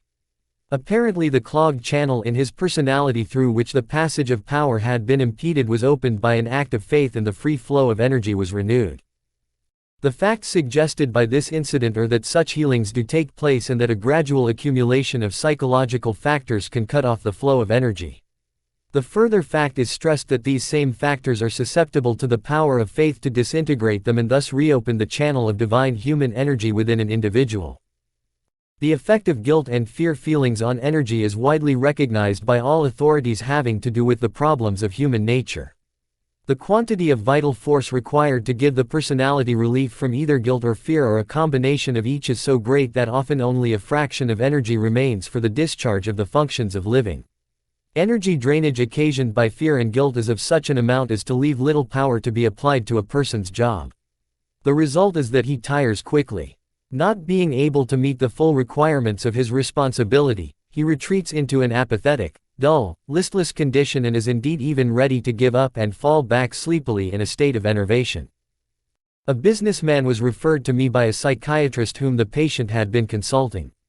It appeared that the patient, generally regarded as quite morally strict and upright, had become involved with a married woman. He had attempted to break off this relationship but was encountering resistance from his partner in infidelity, although he had earnestly besought her to abandon their practice and allow him to return to his former state of respectability. She had threatened him with the possibility that she might enlighten her husband concerning these escapades if he insisted in his desire to cease the relationship. The patient recognized the fact that if the husband became apprised of the situation, it would result in disgrace for him in his community. He happened to be a prominent citizen and prized his high standing. As a result of his fear of exposure and a sense of guilt, he had been unable to sleep or rest. And since this had gone on for 2 or 3 months, he was in a very serious slump in energy and did not possess the vitality to perform his job efficiently. Inasmuch as some important matters were pending, the situation was serious. When the psychiatrist suggested that he see me, a clergyman, because of his inability to sleep, he remonstrated by saying there was no way in which a clergyman could correct the condition which caused his sleeplessness, but, on the contrary, he felt that a medical doctor might supply effective medication. When he stated his attitude to me, I simply asked him how he expected to sleep when he had 2 very annoying and unpleasant bedfellows with whom he was attempting to sleep. "Bedfellows?" he asked in surprise. "I have no bedfellows." "Oh, yes, you have," I said, "and there is nobody in this world who can sleep with those 2, one on either side." "What do you mean?" he asked. I said, "You are trying to sleep every night between fear on one side and guilt on the other, and you are attempting an impossible feat. It makes no difference how many sleeping pills you take, and you admit you have taken many such pills, but they have had no effect upon you. The reason they do not affect you is that they cannot reach the deeper levels of your mind where this sleeplessness originates and which is siphoning off your energy. You must eradicate fear and guilt before you will ever be able to sleep and regain your strength." We dealt with the fear which was of exposure by the simple expedient of getting him ready in mind to face whatever might ensue as a result of doing the right thing, which was of course to break off the relationship regardless of consequences. I assured him that whatever he did that was right would turn out right. One never does wrong by doing right. I urged him to put the matter in God's hands and simply do the right thing, leaving the outcome to God. He did that, not without trepidation, but with considerable sincerity just the same. The woman, either through shrewdness or some expression of her own better nature or through the more doubtful expedient of transferring her affections elsewhere, released him. The guilt was handled by seeking God's forgiveness. When this is sincerely sought, it is never denied, and our patient found surcease and relief. It was astonishing how when this double weight was lifted from his mind, his personality once again began to function normally. He was able to sleep. He found peace and renewal of strength. Energy quickly returned. A wiser and thankful man, he became able to carry on his normal activities. A not infrequent case of diminishing energy is staleness. The pressure, monotony, and unceasing continuity of responsibilities dull the freshness of mind which a person must have to approach his work successfully. As an athlete goes stale, so does the individual, whatever his occupation, tend to come upon dry and arid periods. During such a condition of mind, the expenditure of greater energy is required to do with difficulty what one formerly did with comparative ease. As a result, the vital powers are hard put to it to supply the force required, and the individual often loses his grip and power. A solution for this state of mind was employed by a prominent business leader, president of the board of trustees of a certain university. A professor who had formerly been outstanding and extraordinarily popular had begun to slip in teaching ability and in the power to interest students. It was the verdict of the students as well as the private opinion of the trustees that this teacher must either recover his former capacity to teach with interest and enthusiasm, or it would be necessary to replace him. This latter expedient was entertained with hesitancy for the reason that there still remained a normal expectancy of several active years before he reached the age of retirement. The businessman above referred to asked the professor to come to his office and announced to him that the board of trustees was giving him a 6 months leave of absence with all expenses paid and with full salary. There was only one stipulation, and that was that he go away to a place of rest and give himself over to gaining a complete renewal of strength and energy.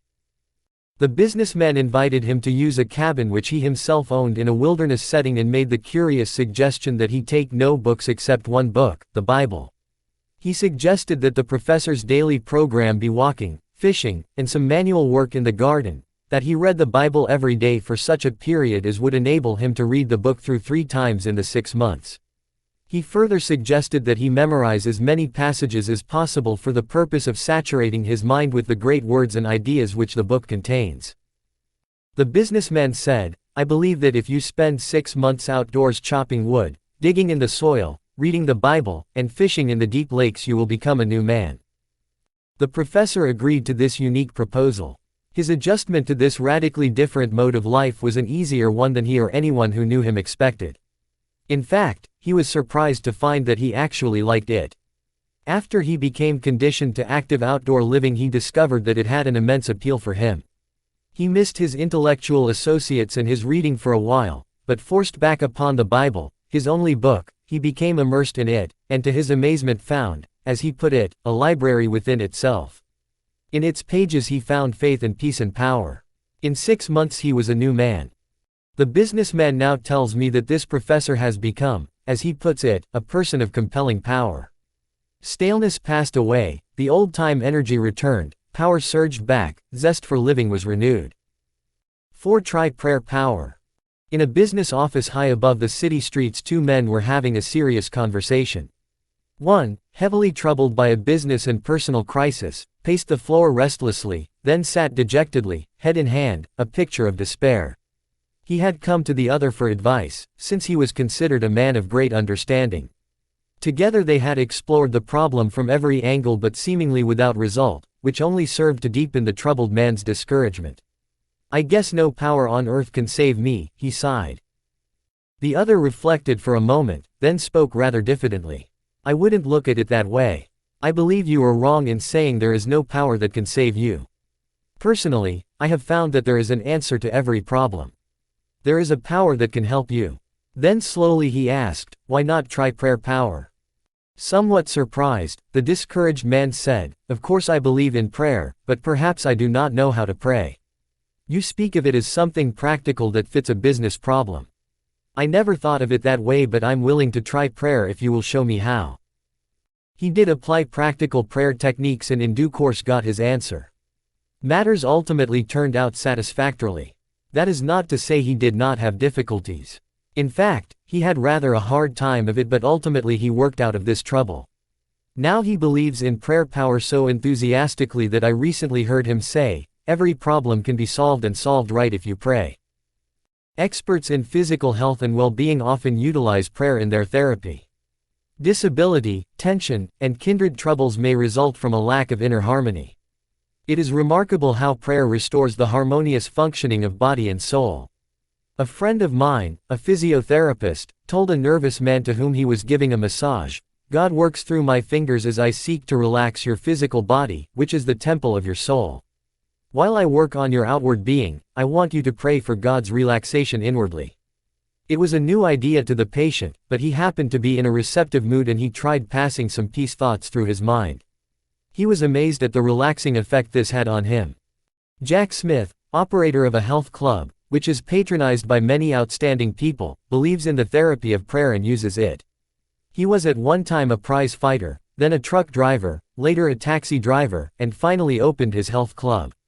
He says that while he probes his patrons for physical flabbiness, he also probes for spiritual flabbiness because, he declares, you can't get a man physically healthy until you get him spiritually healthy. One day Walter Houston, the actor, sat by Jack Smith's desk. He noted a big sign on the wall on which were penciled the following letters, APRPBWPRAA. In surprise, Houston asked, "What do those letters mean?" Smith laughed and said, "They stand for, affirmative prayers release powers by which positive results are accomplished." Houston's jaw dropped in astonishment. "Well, I never expected to hear anything like that in a health club." "I use methods like that," said Smith, "to make people curious so they will ask what those letters mean. That gives me an opportunity to tell them that I believe affirmative prayers always get results." Jack Smith, who helps men to keep physically fit, believes that prayer is as important, if not more important, than exercise, steam baths, and a rub-down. It is a vital part of the power-releasing process.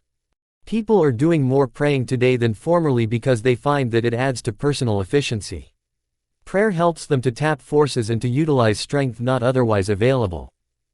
A famous psychologist says, prayer is the greatest power available to the individual in solving his personal problems. Its power astonishes me. Prayer power is a manifestation of energy. Just as there exist scientific techniques for the release of atomic energy, so are there scientific procedures for the release of spiritual energy through the mechanism of prayer. Exciting demonstrations of this energizing force are evident. Prayer power seems able even to normalize the aging process, obviating or limiting infirmity and deterioration. You need not lose your basic energy or vital power or become weak and listless merely as a result of accumulating years. It is not necessary to allow your spirit to sag or grow stale or dull. Prayer can freshen you up every evening and send you out renewed each morning.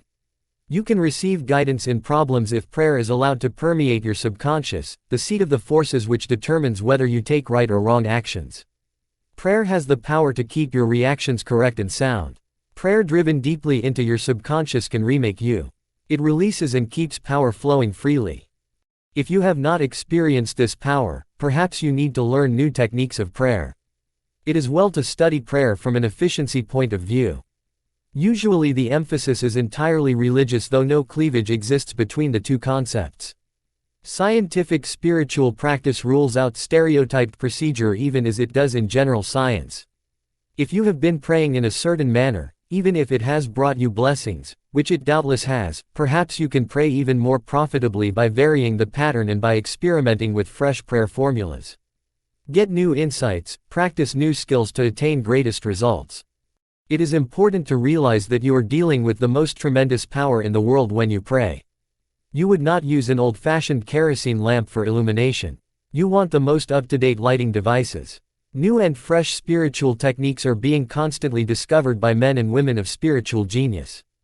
It is advisable to experiment with prayer power according to such methods as prove sound and effective.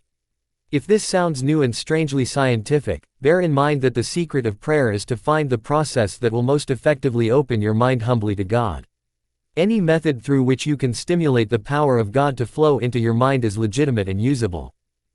An illustration of a scientific use of prayer is the experience of two famous industrialists, whose names would be known to many readers were I permitted to mention them, who had a conference about a business and technical matter. One might think that these men would approach such a problem on a purely technical basis, and they did that and more. They also prayed about it. But they did not get a successful result.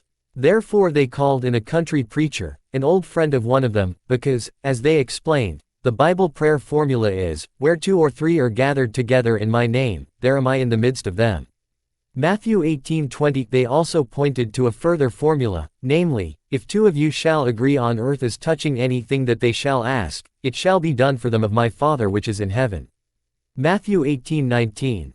Being schooled in scientific practice, they believe that in dealing with prayer as a phenomenon they should scrupulously follow the formulas outlined in the Bible, which they described as the textbook of spiritual science.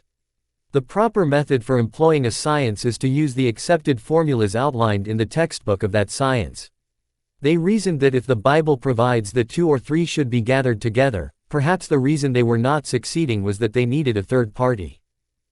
Therefore the 3 men prayed, and to guard against error in the process they also brought to bear on the problem various other biblical techniques such as those suggested in the statements, "According to your faith be it unto you." Matthew 9:29. What things soever ye desire, when ye pray, believe that ye receive them, and ye shall have them. Mark 11:24. After several thoroughgoing sessions of prayer the 3 men together affirmed that they had received the answer. The outcome was entirely satisfactory. Subsequent results indicated that divine guidance was actually obtained. These men are great enough scientists not to require precise explanation of the operation of these spiritual laws any more than in the case of naturalistic laws, but are content with the fact that the law does operate when proper techniques are employed. While we cannot explain it, they said, the fact remains that we were baffled by our problem and we tried prayer according to the formulas in the New Testament. That method worked and we got a beautiful result. They did add that it seemed to them that faith and harmony are important factors in the prayer process. A man opened a small business in New York City a number of years ago, his first establishment being, as he characterized it, a little hole in the wall. He had 1 employee. In a few years they moved into a larger room and then into extensive quarters. It became a very successful operation. This man's method of business as he described it was, to fill the little hole in the wall with optimistic prayers and thoughts. He declared that hard work, positive thinking, fair dealing, right treatment of people, and the proper kind of praying always get results.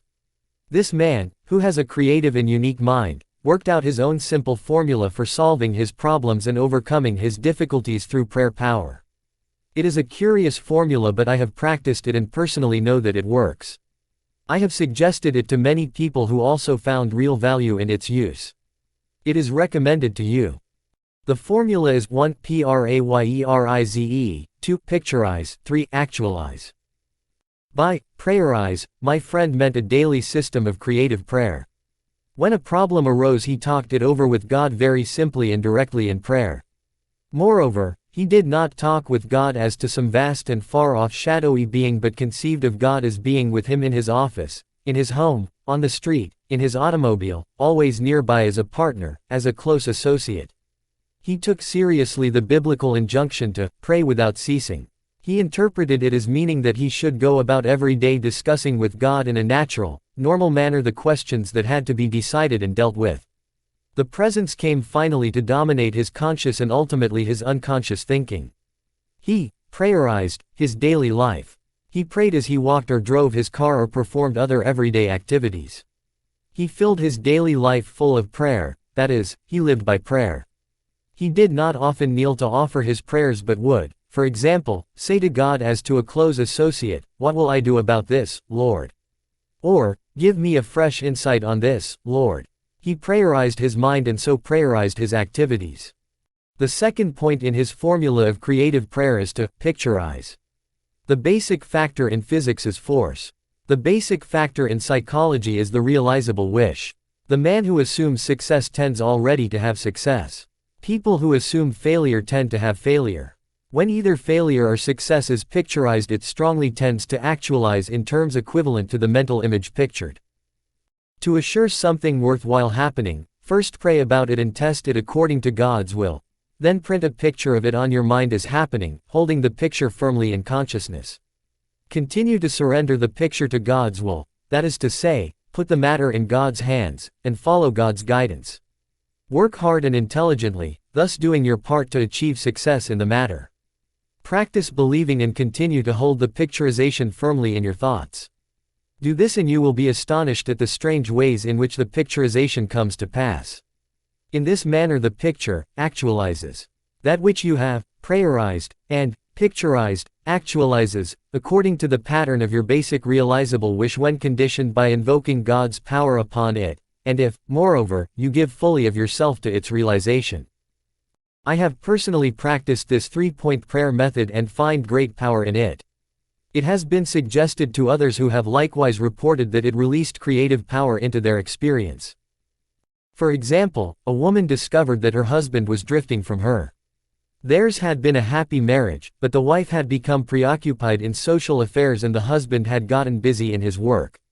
Before they knew it, the close, old-time companionship was lost. One day she discovered his interest in another woman. She lost her head and became hysterical. She consulted her minister, who adroitly turned the conversation to herself. She admitted being a careless homemaker and that she had also become self-centered, sharp-tongued, and nagging. She then confessed that she had never felt herself the equal of her husband. She had a profound sense of inferiority regarding him, feeling unable to maintain equality with him socially and intellectually. So she retreated into an antagonistic attitude that manifested itself in petulance and criticism. The minister saw that the woman had more talent, ability, and charm than she was revealing. He suggested that she create an image or picture of herself as capable and attractive. He whimsically told her that God runs a beauty parlor, and that faith techniques could put beauty on a person's face and charm and ease in her manner. He gave her instruction in how to pray and how spiritually to picturize. He also advised her to hold a mental image of the restoration of the old-time companionship, to visualize the goodness in her husband, and to picture a restored harmony between the two of them. She was to hold this picture with faith. In this manner he prepared her for a most interesting personal victory. About this time her husband informed her that he wanted a divorce. She had conquered herself to the extent of being able to receive this request with calmness. She simply replied that she was willing if he wanted it, but suggested a deferral of the decision for 90 days on the ground that divorce is so final. If at the end of 90 days you still feel that you want a divorce, I will cooperate with you. She said this calmly. He gave her a quizzical look, for he had expected an outburst. Night after night he went out, and night after night she sat at home, but she pictured him as seated in his old chair. He was not in the chair, but she painted an image of him there comfortably reading as in the old days. She visualized him puttering around the house, painting and fixing things as he had formerly done. She even pictured him drying the dishes as he did when they were first married. She visualized the two of them playing golf together and taking hikes as they once did. She maintained this picture with steady faith, and one night there he actually sat in his old chair. She looked twice to be sure that it was the reality rather than the picturization, but perhaps a picturization is a reality, for at any rate the actual man was there. Occasionally he would be gone, but more and more nights he sat in his chair. Then he began to read to her as in the old days. Then one sunny Saturday afternoon he asked, "What do you say to a game of golf?" The days went by pleasantly until she realized that the 90th day had arrived, so that evening she said quietly, "Bill, this is the 90th day." "What do you mean?" he asked, puzzled. "The 90th day. Why, don't you remember? We agreed to wait 90 days to settle that divorce matter, and this is the day." He looked at her for a moment, then hidden behind his paper turned a page, saying, "Don't be silly. I couldn't possibly get along without you. Where did you ever get the idea I was going to leave you?" The formula proved a powerful mechanism. She prayerized, she picturized, and the sought-for result was actualized. Prayer power solved her problem and his as well. I have known many people who have successfully applied this technique not only to personal affairs but to business matters as well. When sincerely and intelligently brought into situations, the results have been so excellent that this must be regarded as an extraordinarily efficient method of prayer. People who take this method seriously and actually use it get astonishing results. At an industrial convention banquet I was seated at the speaker's table next to a man who, though a bit on the rough side, was very likable. He may have felt a bit cramped by his proximity to a preacher, which obviously wasn't his usual company. During the dinner he used a number of theological words, but they were not put together in a theological manner. After each outburst he apologized, but I advised him that I had heard all those words before. He told me he had been a church attendant as a boy but had gotten away from it. He gave me that old story which I have heard all my life and which even now people will get off as something entirely new, viz., when I was a boy my father made me go to Sunday school and church and crammed religion down my throat. So when I got away from home I couldn't take it anymore and have seldom been to church since. This man then observed that, perhaps he should start going to church since he was getting old. I commented that he would be lucky to find a seat. This surprised him for he did not think anybody went to church anymore. I told him that more people attend church each week than frequent any other institution in the country. This rather bowled him over. He was head of a medium-sized business and he fell to telling me how much money his firm took in last year. I told him I knew quite a few churches whose take exceeded that. This really hit him in the solar plexus, and I noted his respect for the church mounting by leaps and bounds. I told him about the thousands of religious books that are sold, more than any other type of book. "Maybe you fellows in the church are on the ball at that," he slangily remarked.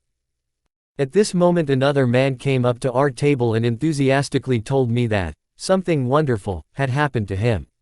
He said he had been very depressed, for things hadn't been going well with him. He decided to get away for a week or so and on this vacation read one of my books, one in which practical faith techniques are outlined. He said this brought him the first satisfaction and peace he had felt. It encouraged him as to his own possibilities. He began to believe that the answer to his trouble was practical religion. "So," he said, "I began to practice the spiritual principles presented in your book. I began to believe and affirm that with God's help the objectives I was endeavoring to accomplish could be achieved. A feeling came over me that everything was going to be all right, and from then on nothing could upset me. I absolutely knew it was going to be okay, so I began to sleep better and feel better. I felt as if I had taken a tonic. My new understanding and practice of spiritual techniques were the turning point."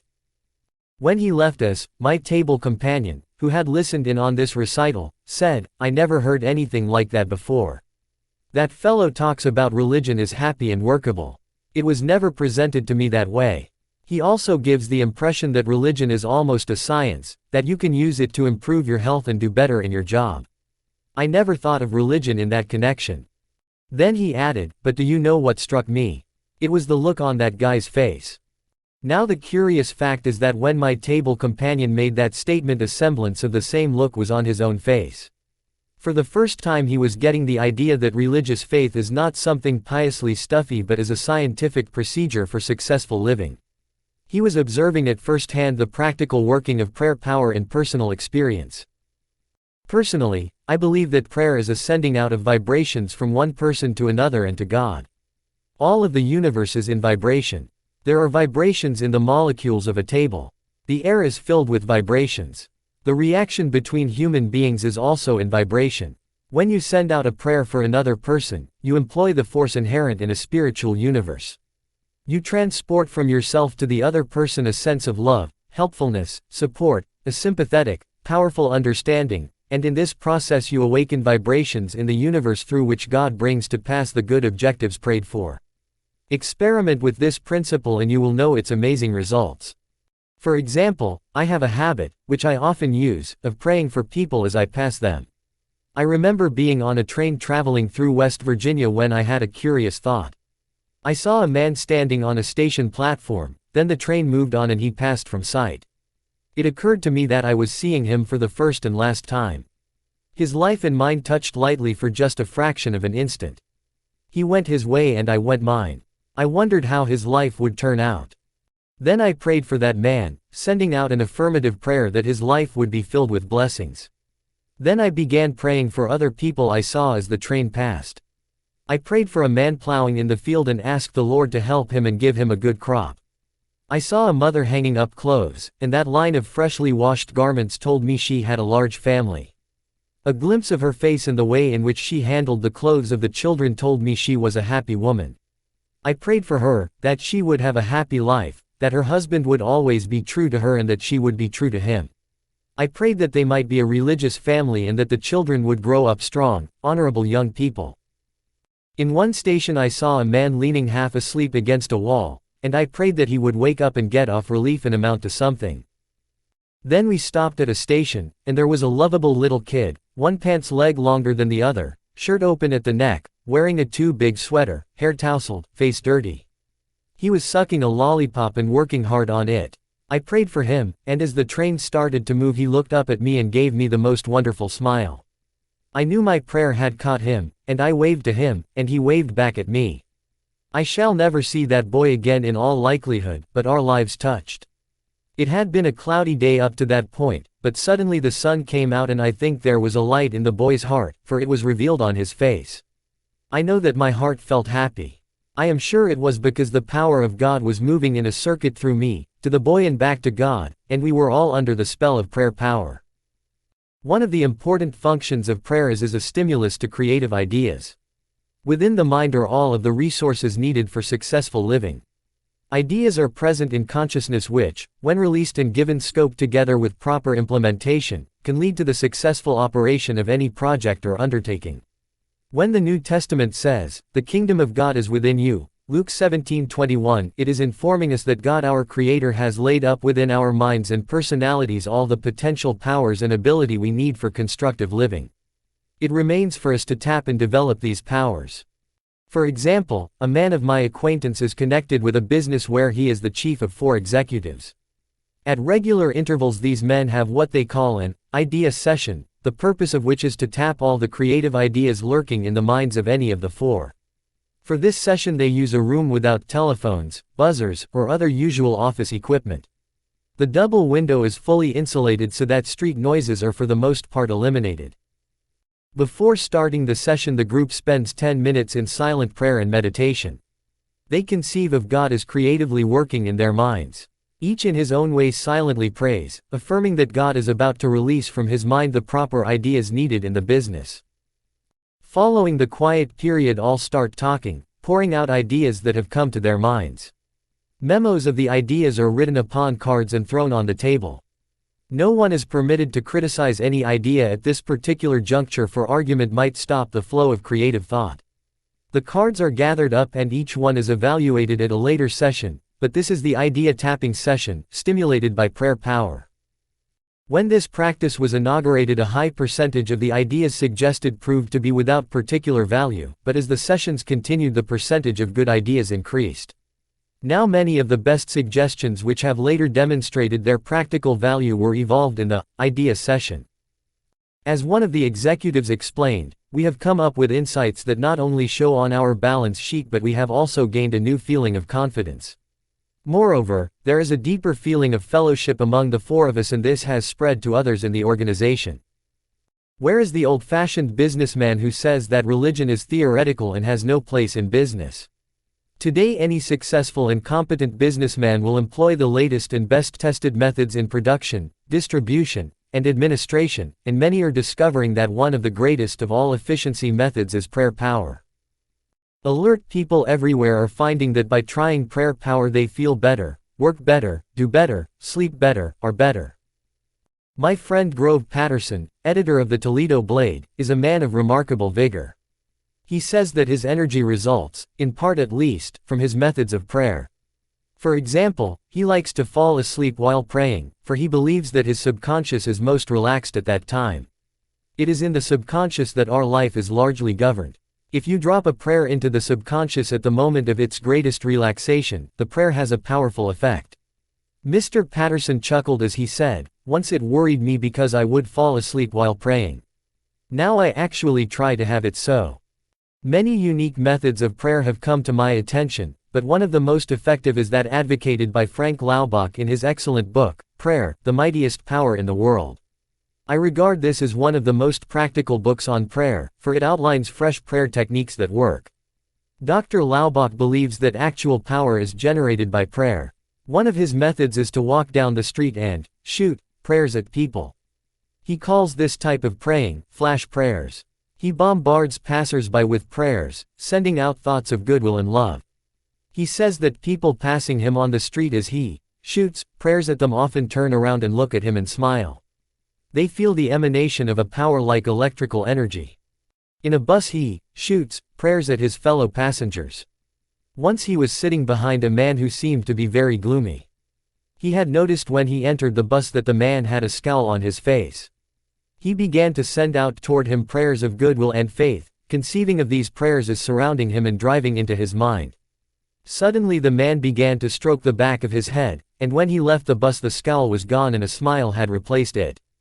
Dr. Laubach believes that he has often changed the entire atmosphere of a car or bus full of people by the process of swishing love and prayers all around the place.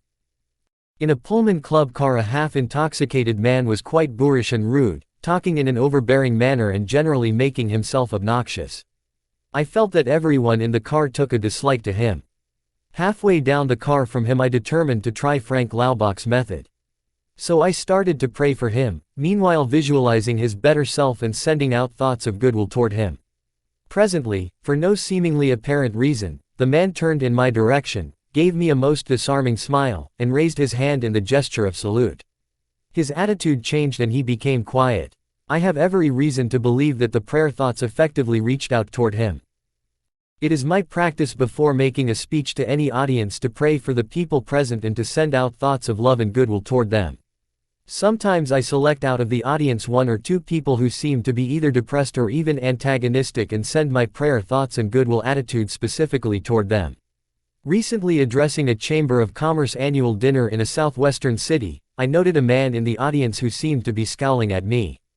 It was altogether possible that his facial expression was not in any way related to me, but he seemed antagonistic. Before starting to speak I prayed for him and shot a series of prayers and goodwill thoughts in his direction. As I spoke, I continued to do this. When the meeting was over, while shaking hands with those around me, suddenly my hand was caught in a tremendous clasp and I was looking into the face of the man. He was smiling broadly. "Frankly, I did not like you when I came to this meeting," he said. "I do not like preachers and saw no reason for having you, a minister, as speaker at our Chamber of Commerce dinner. I was hoping that your speech would not be successful. However, as you spoke something seemed to touch me. I feel like a new person. I had a strange sense of peace, and doggone it, I like you." It was not my speech that had this effect. It was the emanation of prayer power. In our brains we have about 2 billion little storage batteries. The human brain can send off power by thoughts and prayers. The human body's magnetic power has actually been tested. We have thousands of little sending stations, and when these are turned up by prayer, it is possible for a tremendous power to flow through a person and to pass between human beings. We can send off power by prayer, which acts as both a sending and receiving station. There was a man, an alcoholic, with whom I had been working. He had been dry, as the Alcoholics Anonymous term it, for about 6 months. He was on a business trip, and one Tuesday afternoon about 4 o'clock I had a strong impression that he was in trouble. This man dominated my thoughts. I felt something drawing me, so I dropped everything and started praying for him.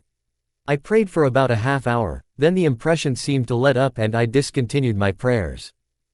A few days later he telephoned me. "I have been in Boston all week," he said, "and I want you to know I'm still dry, but early in the week I had a very hard time." "Was it on Tuesday at 4 o'clock? I asked.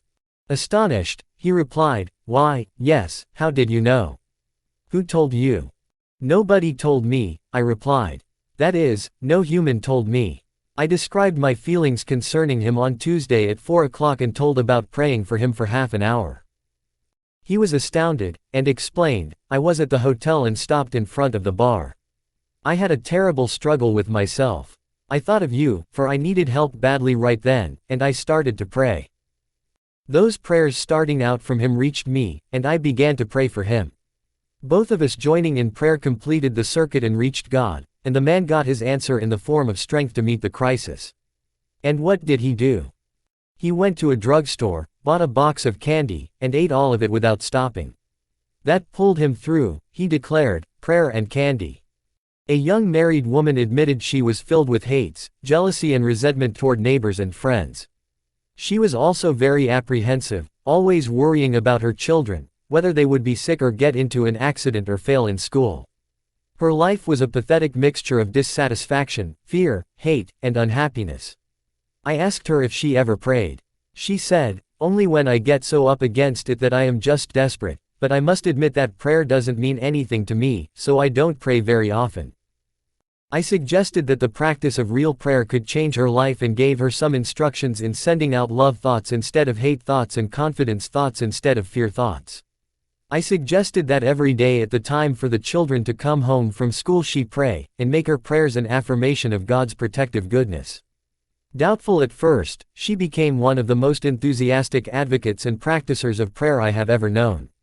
She avidly reads books and pamphlets and practices every effective prayer power technique.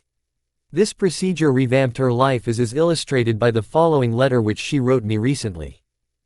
"I feel that my husband and I have both made wonderful progress in the last few weeks. My greatest progress dates from the night you told me that every day is a good day if you pray. I began to put into practice the idea of affirming that this would be a good day the minute I woke up in the morning, and I can positively say that I have not had a bad or upsetting day since that time.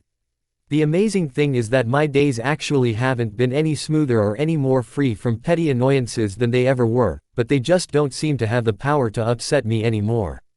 Every night I begin my prayers by listing all the things for which I am grateful, little things that happened during the day which added to the happiness of my day. I know that this habit has geared my mind to pick out the nice things and forget the unpleasant ones. The fact that for 6 weeks I have not had a single bad day and have refused to get downhearted with anyone is really marvelous to me." She discovered amazing power in trying prayer power. You can do the same. Following her 10 rules for getting effective results from prayer. 1. Set aside a few minutes every day. Do not say anything. Simply practice thinking about God. This will make your mind spiritually receptive.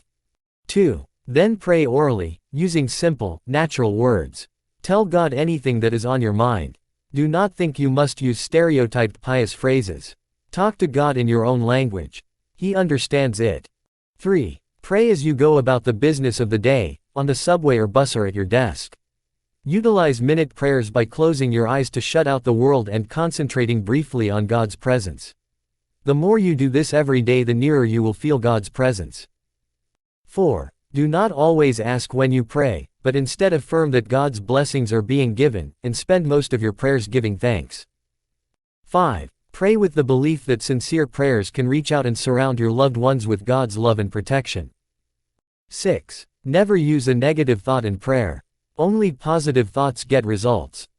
7. Always express willingness to accept God's will. Ask for what you want, but be willing to take what God gives you. It may be better than what you ask for. 8. Practice the attitude of putting everything in God's hands. Ask for the ability to do your best and to leave the results confidently to God. 9. Pray for people you do not like or who have mistreated you. Resentment is blockade number 1 of spiritual power. 10. Make a list of people for whom to pray.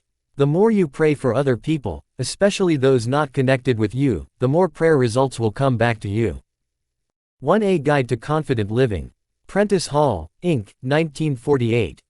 5. How to create your own happiness. WHO decides whether you shall be happy or unhappy. The answer, you do. A television celebrity had as a guest on his program an aged man. And he was a very rare old man indeed. His remarks were entirely unpremeditated and of course absolutely unrehearsed. They simply bubbled up out of a personality that was radiant and happy. And whenever he said anything, it was so naive, so apt, that the audience roared with laughter. They loved him. The celebrity was impressed, and enjoyed it with the others. Finally he asked the old man why he was so happy. You must have a wonderful secret of happiness, he suggested. No, replied the old man, I haven't any great secret. It's just as plain as the nose on your face. When I get up in the morning, he explained, I have 2 choices, either to be happy or to be unhappy, and what do you think I do? I just choose to be happy, and that's all there is to it. That may seem an oversimplification, and it may appear that the old man was superficial, but I recall that Abraham Lincoln, whom nobody could accuse of being superficial, said that people were just about as happy as they made up their minds to be. You can be unhappy if you want to be. It is the easiest thing in the world to accomplish. Just choose unhappiness. Go around telling yourself that things aren't going well, that nothing is satisfactory, and you can be quite sure of being unhappy. But say to yourself, things are going nicely. Life is good. I choose happiness, and you can be quite certain of having your choice. Children are more expert in happiness than adults. The adult who can carry the spirit of a child into middle and old age is a genius, for he will preserve the truly happy spirit with which God endowed the young. The subtlety of Jesus Christ is remarkable, for he tells us that the way to live in this world is to have the childlike heart and mind. In other words, never get old or dull or jaded in spirit. Don't become super sophisticated. My little daughter Elizabeth, aged 9, has the answer to happiness. One day I asked her, "Are you happy, honey?" "Sure I'm happy," she replied. "Are you always happy?" I asked. "Sure," she answered, "I'm always happy." "What makes you happy?" I asked her. "Why, I don't know," she said, "I'm just happy." "There must be something that makes you happy," I urged. "Well," she said, "I'll tell you what it is. My playmates, they make me happy. I like them. My school makes me happy. I like to go to school." I didn't say anything, but she never got that from me. "I like my teachers. And I like to go to church. I like Sunday school and my Sunday school teacher. I love my sister Margaret and my brother John. I love my mother and father. They take care of me when I'm sick, and they love me and are good to me." That is Elizabeth's formula for happiness, and it seems to me that it's all there. Her playmates, that's her associates, her school, the place where she works, her church and Sunday school, where she worships, her sister, brother, mother, and father, that means the home circle where love is found. There you have happiness in a nutshell, and the happiest time of your life is in relation to those factors. A group of boys and girls were asked to list the things that made them happiest. Their answers were rather touching. Here is the boys' list: a swallow flying, looking into deep, clear water, water being cut at the bow of a boat, a fast train rushing, a builder's crane lifting something heavy, my dog's eyes. And here is what the girls said made them happy: streetlights on the river, red roofs in the trees, smoke rising from a chimney, red velvet, the moon in the clouds. There is something in the beautiful essence of the universe that is expressed, though only half articulated, by these things. To become a happy person, have a clean soul, eyes that see romance in the commonplace, a child's heart, and spiritual simplicity. Many of us manufacture our own unhappiness. Of course, not all unhappiness is self-created, for social conditions are responsible for not a few of our woes. Yet it is a fact that to a large extent by our thoughts and attitudes we distill out of the ingredients of life either happiness or unhappiness for ourselves. 4 people out of 5 are not so happy as they can be, declares an eminent authority, and he adds, unhappiness is the most common state of mind. Whether human happiness strikes as low a level as this, I would hesitate to say, but I do find more people living unhappy lives than I would care to compute. Since a fundamental desire of every human being is for that state of existence called happiness, something should be done about it. Happiness is achievable and the process for obtaining it is not complicated. Anyone who desires it, who wills it, and who learns and applies the right formula may become a happy person. In a railroad dining car I sat across from a husband and wife, strangers to me. The lady was expensively dressed, as the furs, diamonds, and costume which she wore indicated. But she was having a most unpleasant time with herself. Rather loudly she proclaimed that the car was dingy and drafty, the service abominable, and the food most unpalatable. She complained and fretted about everything. Her husband, on the contrary, was a genial, affable, easygoing man who obviously had the capacity to take things as they came. I thought he seemed a bit embarrassed by his wife's critical attitude and somewhat disappointed, too, as he was taking her on this trip for pleasure. To change the conversation he asked what business I was in, and then said that he was a lawyer. Then he made a big mistake, for with a grin he added, "My wife is in the manufacturing business." This was surprising, for she did not seem to be the industrial or executive type, so I asked, "What does she manufacture?" "Unhappiness," he replied. "She manufactures her own unhappiness." Despite the icy coolness that settled upon the table following this ill-advised observation, I was grateful for his remark, for it describes exactly what so many people do: they manufacture their own unhappiness. It is a pity, too, for there are so many problems created by life itself that dilute our happiness that it is indeed most foolish to distill further unhappiness within your own mind. How foolish to manufacture personal unhappiness to add to all the other difficulties over which you have little or no control. Rather than to emphasize the manner in which people manufacture their own unhappiness, let us proceed to the formula for putting an end to this misery-producing process. Suffice it to say that we manufacture our unhappiness by thinking unhappy thoughts, by the attitudes which we habitually take, such as the negative feeling that everything is going to turn out badly, or that other people are getting what they do not deserve and we are failing to get what we do deserve. Our unhappiness is further distilled by saturating the consciousness with feelings of resentment, ill will, and hate. The unhappiness-producing process always makes important use of the ingredients of fear and worry. Each of these matters is dealt with elsewhere in this book. We merely want to make the point at the present time and stress it forcefully that a very large proportion of the unhappiness of the average individual is self-manufactured. How, then, may we proceed to produce not unhappiness but happiness? An incident from one of my railroad journeys may suggest an answer. One morning in an old-style Pullman car approximately a half-dozen of us were shaving in the men's lounge. As always in such close and crowded quarters after a night on the train, this group of strangers was not disposed to be gay, and there was little conversation and that little was mostly mumbled.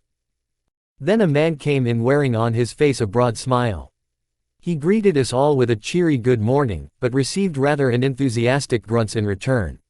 As he went about his shaving he was humming, probably quite unconsciously, a gay little tune. It got a bit on the nerves of some of the men. Finally one said rather sarcastically, "You certainly seem to be happy this morning. Why all the cheer?" "Yes," the man answered, "as a matter of fact, I am happy. I do feel cheerful." Then he added, "I make it a habit to be happy." That is all that was said, but I am sure that each man in that lounge left the train with those interesting words in mind. I make it a habit to be happy. The statement is really very profound, for our happiness or unhappiness depends to an important degree upon the habit of mind we cultivate. That collection of wise sayings, the Book of Proverbs, tells us that he that is of a merry heart hath a continual feast. Proverbs 15:15, in other words, cultivate the merry heart, that is, develop the happiness habit, and life will become a continual feast, which is to say you can enjoy life every day. Out of the happiness habit comes a happy life. And because we can cultivate a habit, we therefore have the power to create our own happiness. The happiness habit is developed by simply practicing happy thinking. Make a mental list of happy thoughts and pass them through your mind several times every day. If an unhappiness thought should enter your mind, immediately stop, consciously eject it, and substitute a happiness thought. Every morning before arising, lie relaxed in bed and deliberately drop happy thoughts into your conscious mind.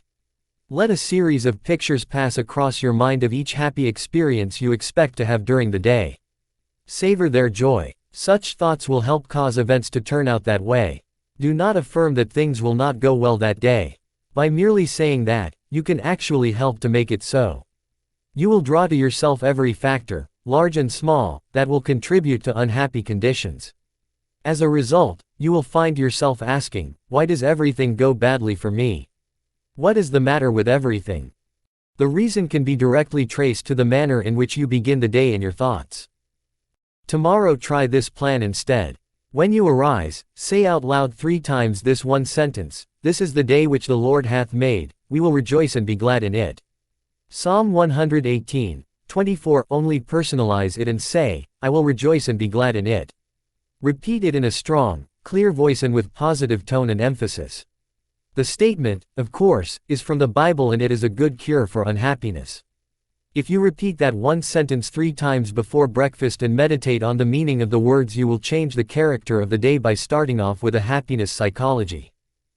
While dressing or shaving or getting breakfast, say aloud a few such remarks as the following: "I believe this is going to be a wonderful day. I believe I can successfully handle all problems that will arise today. I feel good physically, mentally, emotionally. It is wonderful to be alive. I am grateful for all that I have had, for all that I now have, and for all that I shall have. Things aren't going to fall apart. God is here and He is with me and He will see me through. I thank God for every good thing." I once knew an unhappy sort of fellow who always said to his wife at breakfast, "This is going to be another tough day." He didn't really think so, but he had a mental quirk whereby if he said it was going to be a tough day, it might turn out pretty well. But things really started going badly with him, which was not surprising, for if you visualize and affirm an unhappy outcome, you tend thereby to create just that type of condition. So affirm happy outcomes at the start of every day, and you will be surprised at how often things will turn out so. But it is not sufficient to apply to the mind even such an important affirmation therapy as I have just suggested unless throughout the day you also base your actions and attitudes upon fundamental principles of happy living. One of the most simple and basic of such principles is that of human love and goodwill. It is amazing what happiness a sincere expression of compassion and tenderness will induce. My friend Dr. Samuel Shoemaker once wrote a moving story about a mutual friend, Ralston Young, famous as Redcap No. 42 in the Grand Central Station in New York. He carries bags for a living, but his real job is living the spirit of Christ as a redcap in one of the world's greatest railway stations.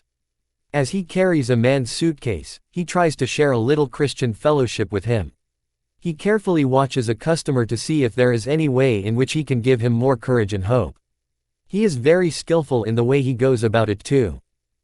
One day, for example, he was asked to take a little old lady to her train.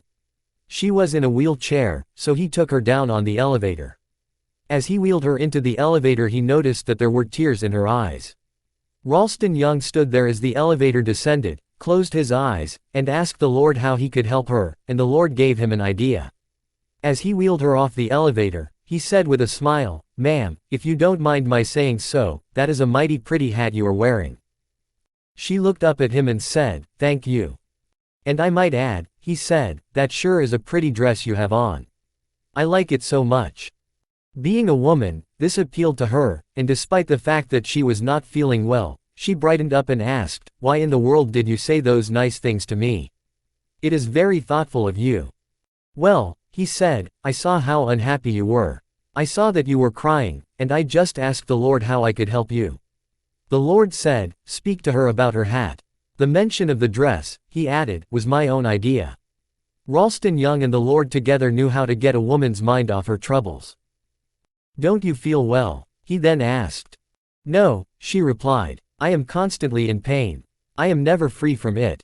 Sometimes I think I can't stand it. Do you, by any chance, know what it means to be in pain all the time? Ralston had an answer. Yes, ma'am, I do, for I lost an eye, and it hurt like a hot iron day and night. But, she said, you seem to be happy now. How did you accomplish it? By this time he had her in her seat in the train, and he said, just by prayer, ma'am, just by prayer. Softly she asked, does prayer, just prayer, take your pain away? Well, answered Ralston, perhaps it doesn't always take it away. I can't say that it does, but it always helps to overcome it so it doesn't seem like it hurts so much. Just keep on prayin', ma'am, and I'll pray for you too. Her tears were dried now, and she looked up at him with a lovely smile, took him by the hand, and said, you've done me so much good. A year passed, and one night in Grand Central Station Ralston Young was paged to come to the information booth. A young woman was there who said, I bring you a message from the dead. Before she died my mother told me to find you and to tell you how much you helped her last year when you took her to the train in her wheelchair. She will always remember you, even in eternity. She will remember you, for you were so kind and loving and understanding. Then the young woman burst into tears and sobbed in her grief. Ralston stood quietly watching her. Then he said, don't cry, Missy, don't cry. You shouldn't cry. Give a prayer of thanksgiving. Surprised, the girl said, why should I give a prayer of thanksgiving? Because, said Ralston, many people have become orphans much younger than you. You had your mother for a long, long time, and besides you still have her. You will see her again. She is near to you now and she always will be near to you. Maybe, he said, she is right with us now, the two of us, as we talk. The sobs ended and the tears dried. Ralston's kindness had the same effect on the daughter as it had had on the mother. In this huge station, with thousands of people passing by, the two of them felt the presence of one who inspired this wonderful redcap to go around this way spreading love. Where love is, said Tolstoy, God is, and, we might add, where God and love are, there is happiness. So a practical principle in creating happiness is to practice love. A genuinely happy man is a friend of mine, H.C. Mattern, who, with his equally happy wife, Mary, travels throughout the country in the course of his work. Mr. Mattern carries a unique business card on the reverse side of which is stated the philosophy which has brought happiness to him and his wife and to hundreds of others who have been so fortunate as to feel the impact of their personalities. The card reads as follows, the way to happiness, keep your heart free from hate, your mind from worry. Live simply, expect little, give much. Fill your life with love. Scatter sunshine. Forget self, think of others. Do as you would be done by. Try this for a week and you will be surprised. As you read these words you may say, there is nothing new in that. Indeed, there is something new in it if you have never tried it. When you start to practice it you will find it the newest, freshest, most astonishing method of happy and successful living you have ever used. What is the value of having known these principles all your life if you have never made use of them? Such inefficiency in living is tragic. For a man to have lived in poverty when all the time right on his doorstep is gold indicates an unintelligent approach to life. This simple philosophy is the way to happiness. Practice these principles for just 1 week, as Mr. Mattern suggests, and if it has not brought you the beginnings of real happiness, then your unhappiness is very deep-seated indeed. Of course, in order to give power to these principles of happiness and make them work, it is necessary to support them with a dynamic quality of mind. You are not likely to secure effective results, even with spiritual principles without spiritual power. When one experiences a dynamic spiritual change inwardly, success with happiness-producing ideas becomes extraordinarily easy. If you begin to use spiritual principles, however awkwardly, you will gradually experience spiritual power inwardly. I can assure you that this will give you the greatest surge of happiness you have ever known. It will stay with you, too, as long as you live a God-centered life. In my travels about the country I have been encountering an increasing number of genuinely happy individuals. These are persons who have been practicing the techniques described in this book and which I have presented in other volumes and in other writings and talks and which other writers and speakers have likewise been giving to receptive people. It is astonishing how people can become inoculated with happiness through an inner experience of spiritual change. People of all types everywhere are having this experience today. In fact, it has become one of the most popular phenomena of our times, and, if it continues to develop and expand, the person who has not had a spiritual experience will soon be considered old-fashioned and behind the times. Nowadays it is smart to be spiritually alive. It is old fogeyism to be ignorant of that happiness-producing transformation which people everywhere are enjoying at this time. Recently, after finishing a lecture in a certain city, a big, strapping, fine-looking man came up to me. He slapped me on the shoulder with such force that it almost bowled me over. "Doctor," he said in a booming voice, "how about coming out with the gang? We are having a big party at the Smith's house, and we would like you to come along. It's going to be a whale of a shindig and you ought to get in on it." So ran his racy invitation. Well, obviously this didn't sound like a proper party for a preacher, and I was hesitant. I was afraid I might cramp everyone's style, so I began to make excuses. "Oh, forget it," my friend told me. "Don't worry, this is your kind of party. You will be surprised. Come on along. You will get the kick of your life out of it." So I yielded and went along with my buoyant and racy friend, and he was certainly one of the most infectious personalities I had encountered in quite a while. Soon we came to a big house set back among trees with a wide, sweeping driveway up to the front door.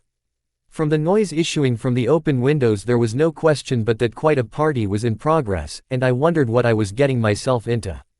My host, with a great shout, dragged me into the room, and we had quite a handshaking time, and he introduced me to a large group of gay and exuberant people. They were a happy, joyous lot of folk. I looked around for a bar, but there wasn't any. All that was being served was coffee, fruit juice, ginger ale, sandwiches, and ice cream, but there was lots of those. "These people must have stopped somewhere before coming here," I remarked to my friend. He was shocked, and said, "Stopped somewhere? Why, you don't understand. These people have got the spirit all right, but not the kind of spirit you are thinking about." "I am surprised at you," he said. "Don't you realize what makes this crowd so happy? They have been renewed spiritually.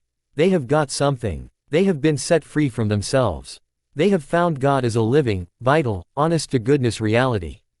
Yes," he said, "they have got spirit all right, but it isn't the kind that you get out of a bottle. They have got spirit in their hearts." Then I saw what he meant. This wasn't a crowd of sad-faced, stodgy people. They were the leaders of that town, businessmen, lawyers, doctors, teachers, society people, and a lot of simpler folk besides, and they were having a wonderful time at this party, talking about God, and they were doing it in the most natural manner imaginable. They were telling one another about the changes that had occurred in their lives through revitalized spiritual power. Those who have the naive notion that you can't laugh and be gay when you are religious should have been in on that party. Well, I went away from that party with a Bible verse running through my mind: "In him was life, and the life was the light of men." John 1:4. That was the light I saw on the faces of those happy people. An inner light was reflected outwardly on their faces, and it came from an effervescent spiritual something that they had taken into themselves. Life means vitality, and these people obviously were getting their vitality from God. They had found the power that creates happiness. This is no isolated incident. I venture the assertion that in your own community, if you will look around for them, you will find lots of people just like those described above. If you don't find them in your own hometown, come to the Marble Collegiate Church in New York City and you will find them by the score. But you can get the same spirit by reading this book if you practice the simple principles set forth. As you read this book, believe what you read, because it is true, then start working on the practical suggestions the book contains, and you, too, will have the spiritual experience that produces this quality of happiness. I know this is so, because many of those to whom I have referred and shall refer in later chapters got their vital new life in the same way.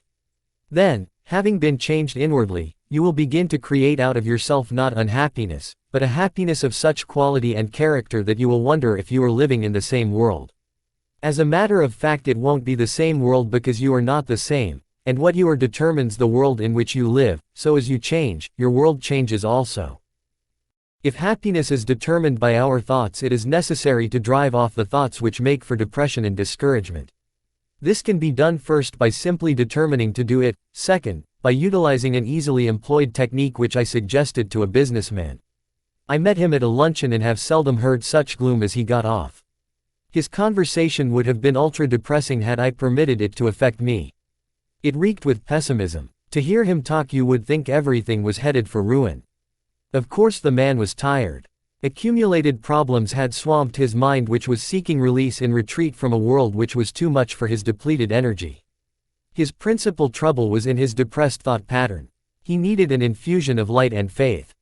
So rather boldly I said, if you want to feel better and stop being miserable, I can give you something that will fix you up. What can you do? He snorted. Are you a miracle worker? No, I replied, but I can put you in touch with a miracle worker who will drain off that unhappiness of yours and give you a new slant on life. I mean that, I concluded, as we separated. Apparently he became curious, for he got in touch with me later and I gave him a little book of mine called Thought Conditioner. It contains 40 health and happiness producing thoughts. Inasmuch as it is a pocket-sized booklet, I suggested that he carry it for easy consultation and that he drop one of the suggested thoughts in his mind every day for 40 days. I further suggested that he commit each thought to memory, thus allowing it to dissolve in consciousness, and that he visualize this healthy thought sending a quieting and healing influence through his mind. I assured him that if he would follow this plan, these healthy thoughts would drive off the diseased thoughts that were sapping his joy, energy, and creative ability. The idea at first impressed him as being a bit queer and he had his doubts, but he followed directions. After about 3 weeks he called me on the telephone and shouted, "Boy, this sure works. It is wonderful. I have snapped out of it, and I wouldn't have believed it possible." He remains, snapped out of it, and is a genuinely happy person. This pleasant condition resulted because he became skilled in the power to create his own happiness. He later commented that his first mental hurdle was honestly to face the fact that while his unhappiness made him miserable, yet he was at home in self-pity and self-punishment thoughts. He knew that these sick thoughts were the cause of his trouble, but he shrank from the effort required to desire change sufficiently to actually go about changing. But when he began systematically to insert healthy spiritual thoughts into his mind as directed, he began first to want new life, then to realize the thrilling fact that he could have it, then the even more amazing fact that he was getting it. The result was that after some 3 weeks of a self-improvement process, new happiness burst upon him. Everywhere in this country today are groups of people who have found the happy way. If we can have even one such group in every city, town, and hamlet in America, we can change the life of this country within a very short time. And what kind of group do we mean? Let me explain. I was speaking in a western city and returned to my hotel room rather late. I wanted to get a little sleep, for I was to be up at 5:30 next morning to catch a plane. As I was preparing for bed, the telephone rang, and a lady said, "There are about 50 of us at my house waiting for you." I explained that I could not come due to the early hour of my departure in the morning. "Oh," she said, "2 men are on their way to get you. We have been praying for you, and we want you to come and pray with us before you leave the city." I am glad I went, though I had very little sleep that night. The men who came for me were a couple of alcoholics who had been healed by the power of faith. They were 2 of the happiest, most lovable fellows you can imagine. The home to which they took me was packed. People were sitting on the stairways, on the tables, on the floor. One man was even perched on the grand piano. And what were they doing? They were having a prayer meeting. They told me that 60 such prayer groups were going on in that city all the time. I was never in such a meeting. They were anything but a stuffy group. They were a released, happy crowd of real people. I found myself strangely moved. The spirit in that room was tremendous in its lifting force. The group would burst into song, and I never heard such singing. The room was filled with a wonderful spirit of laughter. Then a woman stood up. I saw that she had braces on her legs, and she said, "They told me I would never walk again. Do you want to see me walk?" And she walked up and down the room. "What did it?" I asked. "Jesus," she replied simply. Then another fine-looking girl said, "Did you ever see a victim of the narcotics habit?" Well, I was one and I was healed. There she sat, a beautiful, modest, charming young woman, and she, too, said, "Jesus did it." Then a couple who had drifted apart told me that they had been brought together and they were happier than ever before. "How did it come about?" I asked. And their reply was, "Jesus did it." A man said he had been a victim of alcohol, that he had dragged his family down until they were living in abject poverty and he was a complete failure. And now as he stood before me he was a strong, healthy personality. I started to ask how, but he nodded and said, Jesus did it. Then they burst into another song, and then someone dimmed the lights and we all held hands around in a great circle. I had a feeling as though I had hold of an electric wire. Power was flowing around that room. Without any question I was the least spiritually developed person in that group. I knew in that moment that Jesus Christ was right there in that house and those people had found him. They had been touched by his power. He had given them new life. This life bubbled up in an irrepressible effervescence. This is the secret of happiness. All else is secondary. Get this experience and you've got real, unalloyed happiness, the best the world offers. Don't miss it whatever you do in this life, for this is it. One Thought Conditioners, published by Sermon Publications, Inc., Distribution Office, Pawling, New York. 6. Stop fuming and fretting. Many people make life unnecessarily difficult for themselves by dissipating power and energy through fuming and fretting. Do you ever fume and fret? Here is a picture of yourself if you do. The word fume means to boil up, to blow off, to emit vapor, to be agitated, to be distraught, to seethe. The word fret is equally descriptive. It is reminiscent of a sick child in the night, a petulant half-cry, half-whine. It ceases, only to begin again. It has an irritating, annoying, penetrating quality. To fret is a childish term, but it describes the emotional reaction of many adults. The Bible advises us to fret not thyself. Psalm 37:1. This is sound advice for the people of our time. We need to stop fuming and fretting and get peaceful if we are to have power to live effectively. And how do we go about doing so? A first step is to reduce your pace or at least the tempo of your pace. We do not realize how accelerated the rate of our lives has become, or the speed at which we are driving ourselves. Many people are destroying their physical bodies by this pace, but what is even more tragic, they are tearing their minds and souls to shreds as well.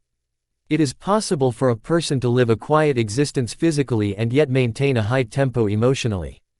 Even an invalid can live at too high a pace from that standpoint. The character of our thoughts determines pace. When the mind goes rushing on pell-mell from one feverish attitude to another, it becomes feverish and the result is a state bordering on petulance. The pace of modern life must be reduced if we are not to suffer profoundly from its debilitating overstimulation and super-excitement. This overstimulation produces toxic poisons in the body and creates emotional illness. It produces fatigue and a sense of frustration so that we fume and fret about everything from our personal troubles to the state of the nation and the world. If the effect of this emotional disquiet is so pronounced physically, what must its effect be on that deep inner essence of the personality known as the soul? It is impossible to have peace of soul if the pace is so feverishly accelerated. God won't go that fast. He will not endeavor to keep up with you. He says in effect, go ahead if you must with this foolish pace, and when you are worn out I will offer my healing. But I can make your life so rich if you will slow down now and live and move and have your being in me. God moves imperturbably, slowly, and with perfect organization. The only wise rate at which to live is God's rate. God gets things done and they are done right, and he does them without hurry. He neither fumes nor frets. He is peaceful and therefore efficient. This same peace is offered to us. Peace I leave with you, my peace I give unto you. John 14:27. In a sense this is a pathetic generation, especially in the great cities because of the effect of nervous tension, synthetic excitement, and noise, but the malady extends into the country districts also, for the air waves transmit tension. I was amused by an old lady who, in talking about this matter, said, "Life is so daily." That remark certainly spoke volumes about the pressure, responsibilities, and tension of daily life. Its persistent, insistent demand upon us is provocative of pressure. One wonders whether this generation of Americans is not so accustomed to tension that many are in the unhappy state of not being comfortable without it. The deep quietness of woods and valleys so well known to our forefathers is an unaccustomed state to them. The tempo of their lives is such that in many instances they have an incapacity to draw upon the sources of peace and quietness which the physical world offers. One summer afternoon my wife and I went for a long walk in the woods. We were stopping at the beautiful Lake Mohonk Mountain House, which is set in one of the finest natural parks in America, 7,500 acres of virgin mountainside in the middle of which is a lake lying like a gem in the forest. The word Mohonk means, lake in the sky. Eons ago some giant upheaval of the earth cast up these sheer cliffs. You come out of the deep woods onto some noble promontory and rest your eyes on great valleys set among hills, rock-ribbed and ancient as the sun. These woods, mountains, and valleys constitute what ought to be a shore retreat from every confusion of this world. On this afternoon as we walked there was a mixture of summer showers and sunlit hours. We were drenched and started to fret about it a bit because it took the press out of our clothes. Then we told each other that it doesn't hurt a human being to get drenched with clean rain water, that the rain feels cool and fresh on one's face, and that you can always sit in the sun and dry yourself out. We walked under the trees and talked and then fell silent. We were listening deeply to the quietness. In a strict sense, the woods are never still. There is tremendous activity always in process, but nature makes no strident noises regardless of the vastness of its operation. Nature's sounds are quiet, harmonious. On this beautiful afternoon, nature was laying its hand of healing quietness upon us, and we could actually feel the tension being drawn off. Just as we were falling under this spell, the faint sounds of what passes for music came to us. It was nervous, high-strung music of the jitterbug variety. Presently through the woods came 3 young people, 2 young women and a young man, and the latter was lugging a portable radio.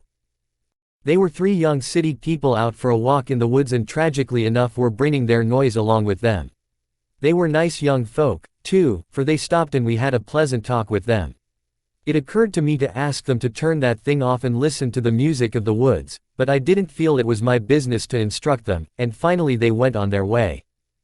We commented on the loss they were incurring, that they could pass through this peacefulness and not give ear to the music that is as old as the world, harmony and melody the like of which man has never equaled, the song of the wind through the trees, the sweet notes of birds singing their hearts out, the whole background of the music of the spheres. This is still to be found in America, in our woods and great plains, in our valleys, in our mountain majesties, and where the ocean foams on soft shores of sand. We should avail ourselves of its healing. Remember the words of Jesus, "Come ye yourselves apart into a desert place, and rest a while." Mark 6:31. Even as I write these words and give you this good advice, I recall instances where it has been necessary to remind myself to practice the same truth, which emphasizes that we must everlastingly discipline ourselves to quietness if we expect its benefits in our lives. One autumn day Mrs. Peale and I took a trip into Massachusetts to see our son John at Deerfield Academy. We told him we would arrive at 11 a.m., and we pride ourselves on the good old American custom of promptness. Therefore, being a bit behind schedule, we were driving at breakneck speed through the autumnal landscape. My wife said, "Norman, did you see that radiant hillside?" "What hillside?" I asked. "It just went by on the other side," she explained. "Look at that beautiful tree." "What tree?" I was already a mile past it. "This is one of the most glorious days I have ever seen," my wife said.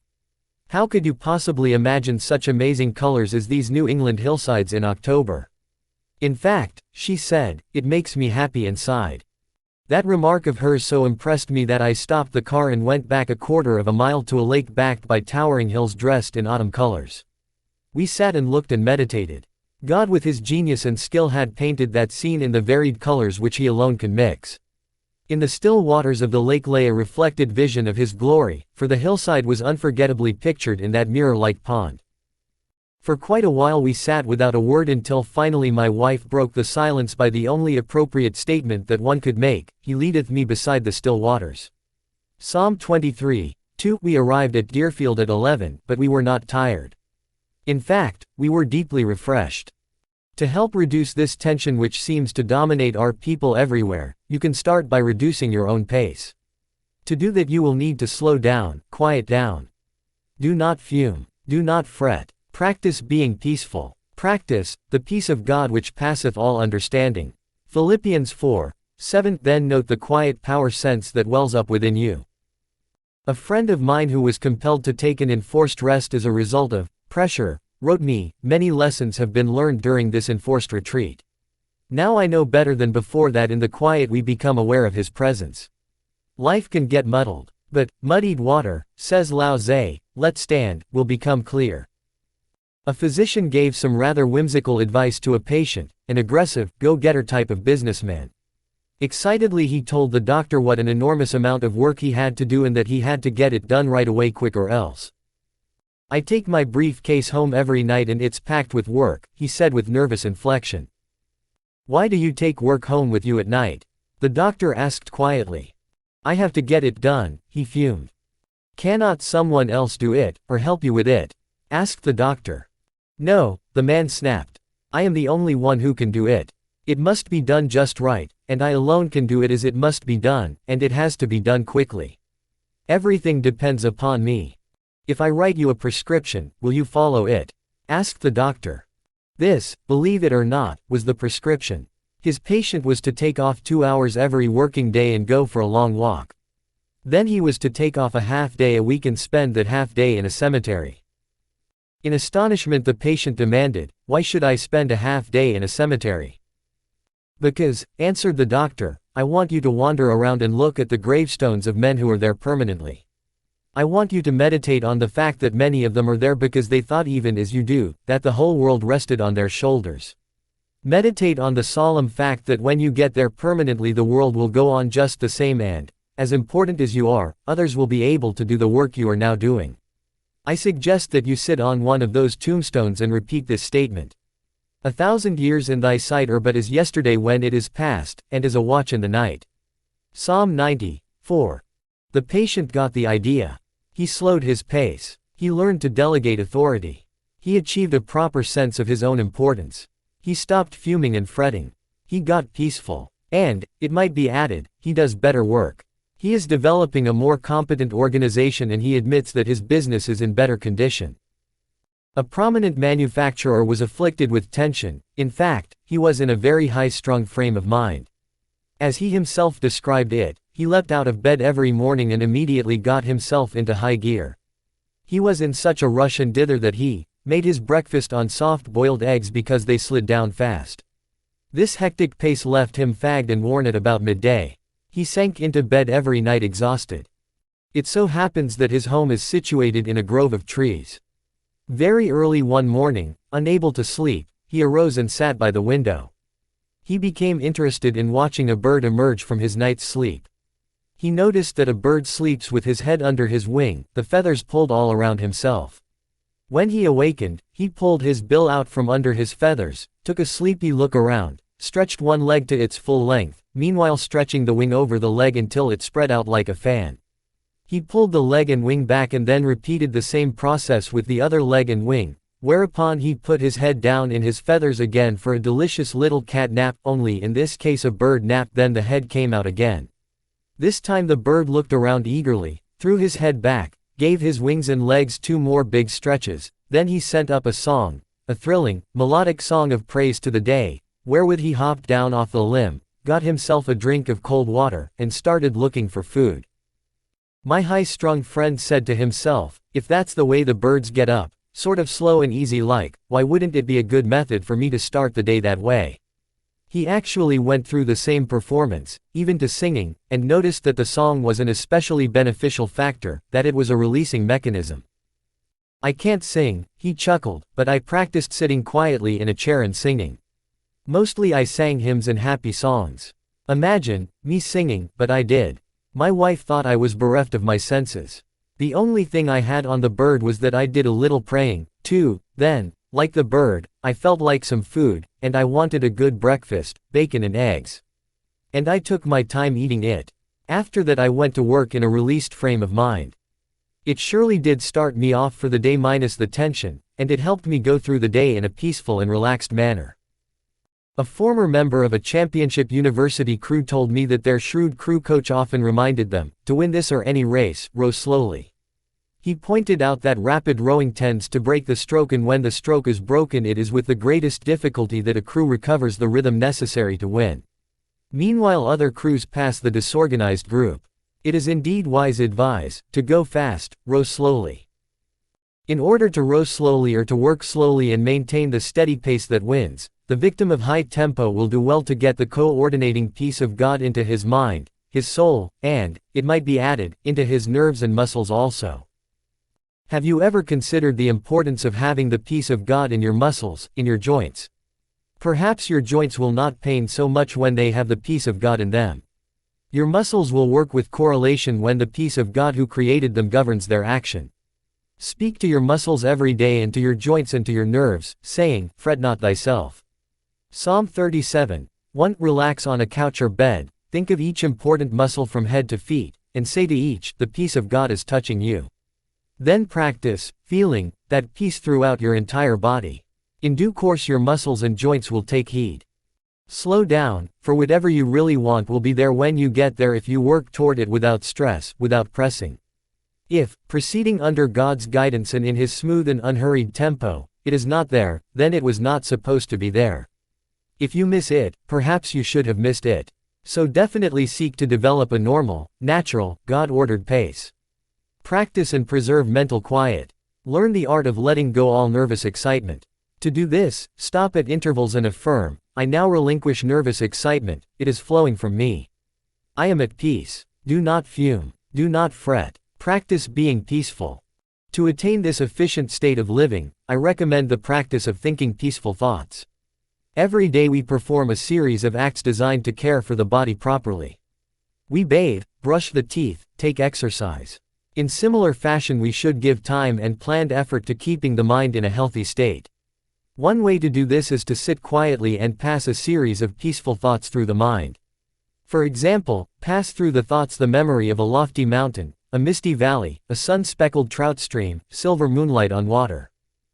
At least once in every 24 hours, preferably in the busiest part of the day, deliberately stop whatever you are doing for 10 or 15 minutes and practice serenity.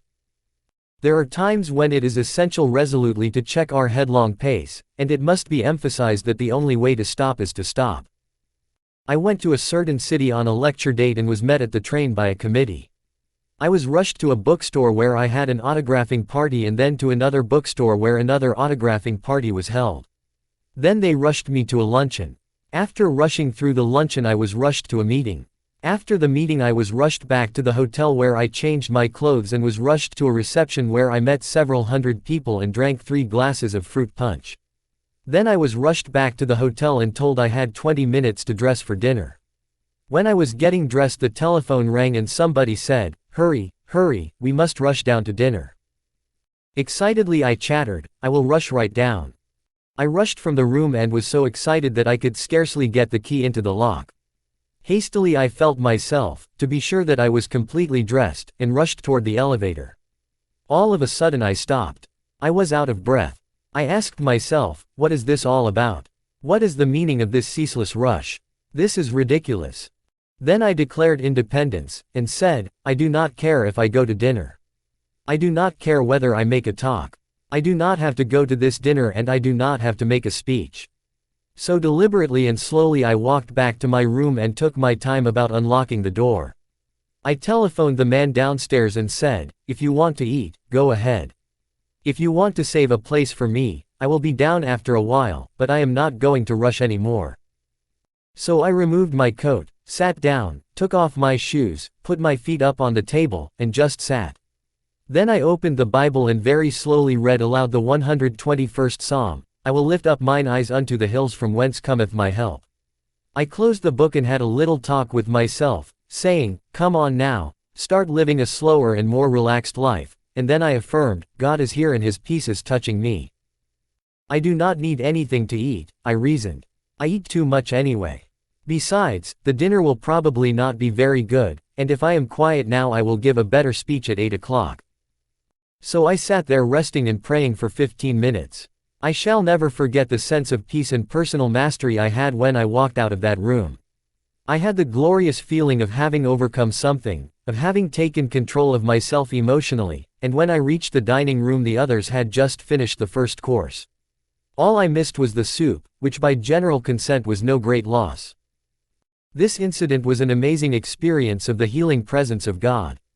I gained these values by simply stopping, by quietly reading the Bible, by sincerely praying, and by thinking some peaceful thoughts for a few moments. Physicians generally seem to feel that much physical trouble could be avoided or overcome by practicing the philosophy and methodology of not fuming or fretting.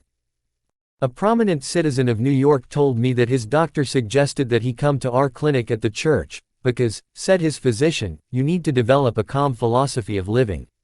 Your power resources are played out. My doctor says I am pushing myself to the limit.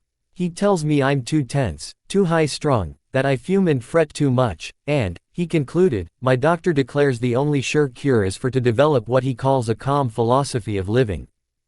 My visitor arose and paced the floor, then demanded, but how in the world can I do that? It's a lot easier said than done. Then this excited gentleman went on to say that his doctor had given him certain suggestions for developing this calm philosophy of living. The suggestions as outlined were indeed wise. But then, he explained, the doctor suggested that I see you people here at the church, for he feels that if I learn to use religious faith in a practical manner it will give me peace of mind and bring down my blood pressure. Then I will feel better physically. While I realize the doctor's prescription is sensible, he complained, how can a man 50 years old, of a high-strung nature such as mine, suddenly change the habits of a lifetime and develop this so-called calm philosophy of living? That did indeed seem to be a problem, for he was a bundle of excitable and explosive nerves. He paced the floor, he thumped the table, his voice was high-pitched, he gave the impression of a thoroughly disturbed and baffled man. Obviously he was showing up at his worst, but he was clearly revealing the inner state of his personality, and the insight thus gained gave us a chance to help him through understanding him better. As I listened to his words and observed his attitude, I again understood why Jesus Christ retains his remarkable hold on men. It is because he has the answer to such problems as this, and I proved that fact by suddenly changing the line of the conversation. Without any introductory words I began to recite certain Bible texts such as, Come unto me, all ye that labor and the heavy laden, and I will give you rest. Matthew 11:28, and again, Peace I leave with you, my peace I give unto you. Not as the world giveth, give I unto you. Let not your heart be troubled, neither let it be afraid. John 14:27, and still again, Thou wilt keep him in perfect peace, whose mind is stayed on thee. Isaiah 26:3. I recited these words slowly, deliberately, reflectively. As this reciting went on, I noticed that my visitor stopped being agitated. Quietness came over him and then we both sat in silence. It seemed that we sat so for several minutes. Perhaps it wasn't that long, but finally he took a deep breath. Why, that's funny, he said. I feel a lot better. Isn't that queer? I guess it was those words that did it. No, not the words alone, I answered, though they do have a remarkable effect upon the mind, but something deeper happened just then. He touched you a minute ago, the physician with the healing touch. He was present in this room. My visitor evidenced no surprise at this assertion, but eagerly and impetuously agreed, and conviction was written on his face. That's right, he sure was. I felt him. I see what you mean. Now I understand, Jesus Christ will help me develop a calm philosophy of living.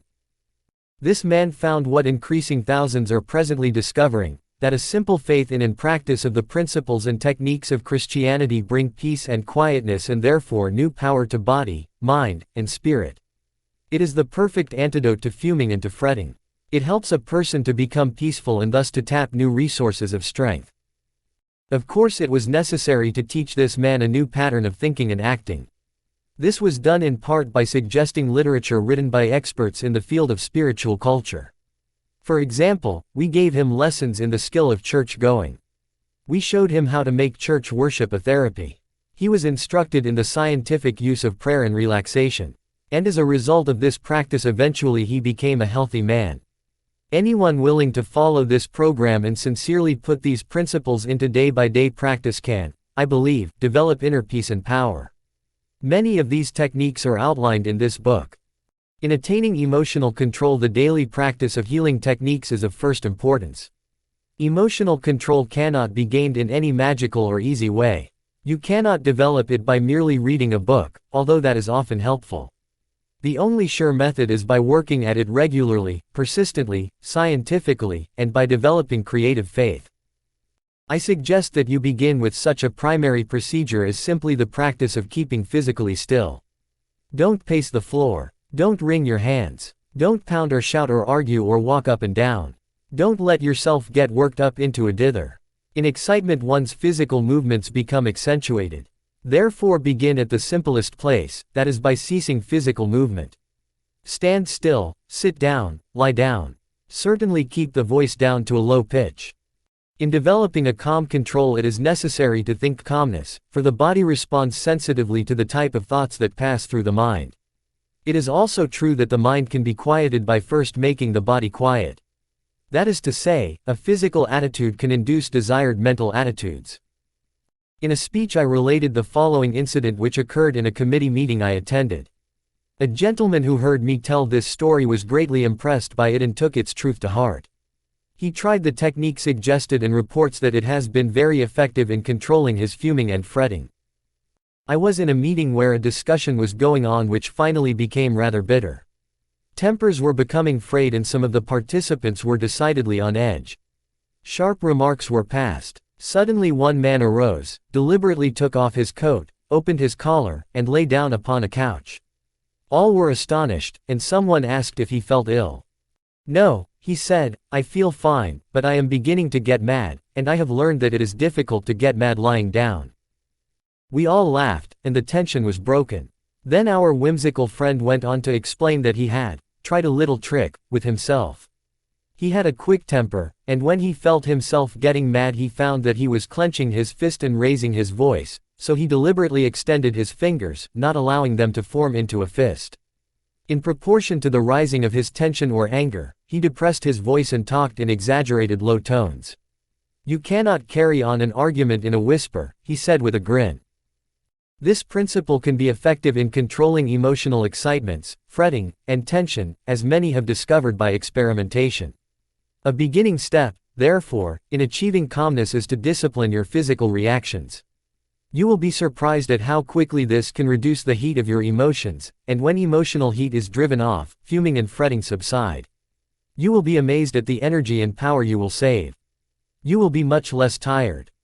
It is, moreover, a good procedure to practice being phlegmatic or apathetic, even indifferent. To a certain extent even practice being sluggish. People thus constituted are less likely to emotional breaks. Highly organized individuals may do well to cultivate these reactions to a degree at least. Naturally, one does not want to lose the keen, sensitive responsiveness characteristic of the highly organized individual. But the practice of being phlegmatic tends to bring such a keyed-up personality to a balanced emotional position. Following is a technique consisting of 6 points which I have personally found of great helpfulness in reducing the tendency to fume and fret. I have suggested its use to countless people who practice it and find it of great value. 1. Sit relaxed in a chair. Completely yield yourself to the chair.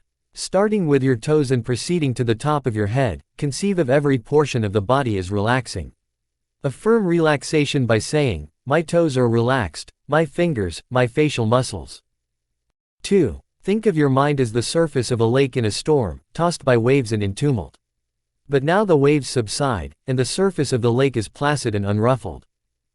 3. Spend 2 or 3 minutes thinking of the most beautiful and peaceful scenes you have ever beheld, as, for example, a mountain at sunset, or a deep valley filled with the hush of early morning, or a woods at noonday, or moonlight upon rippling waters. In memory relive these scenes. 4. Repeat slowly, quietly, bringing out the melody in each, a series of words which express quietness and peace, as, for example, A. Tranquility, say it very deliberately and in a tranquil manner. B. Serenity, C. Quietness. Think of other such words and repeat them. 5. Make a mental list of times in your life when you have been conscious of God's watchful care and recall how, when you were worried and anxious, He brought things out right and took care of you. Then recite aloud this line from an old hymn, so long thy power hath kept me, sure it still will lead me on. 6. Repeat the following, which has an amazing power to relax and quiet the mind. Thou wilt keep him in perfect peace, whose mind is stayed on thee. Isaiah 26, 3. Repeat this several times during the day, whenever you have a fraction of a moment. Repeat it aloud if possible, so that by the end of the day you will have said it many times. Conceive of these words as active, vital substances permeating your mind, sending into every area of your thinking a healing balm. This is the best known medicine for taking tension from the mind. As you work with the techniques suggested in this chapter, the tendency to fume and fret will gradually be modified. In direct proportion to your progress, the power heretofore drawn off by this unhappy habit will be felt in your increased ability to meet life's responsibilities.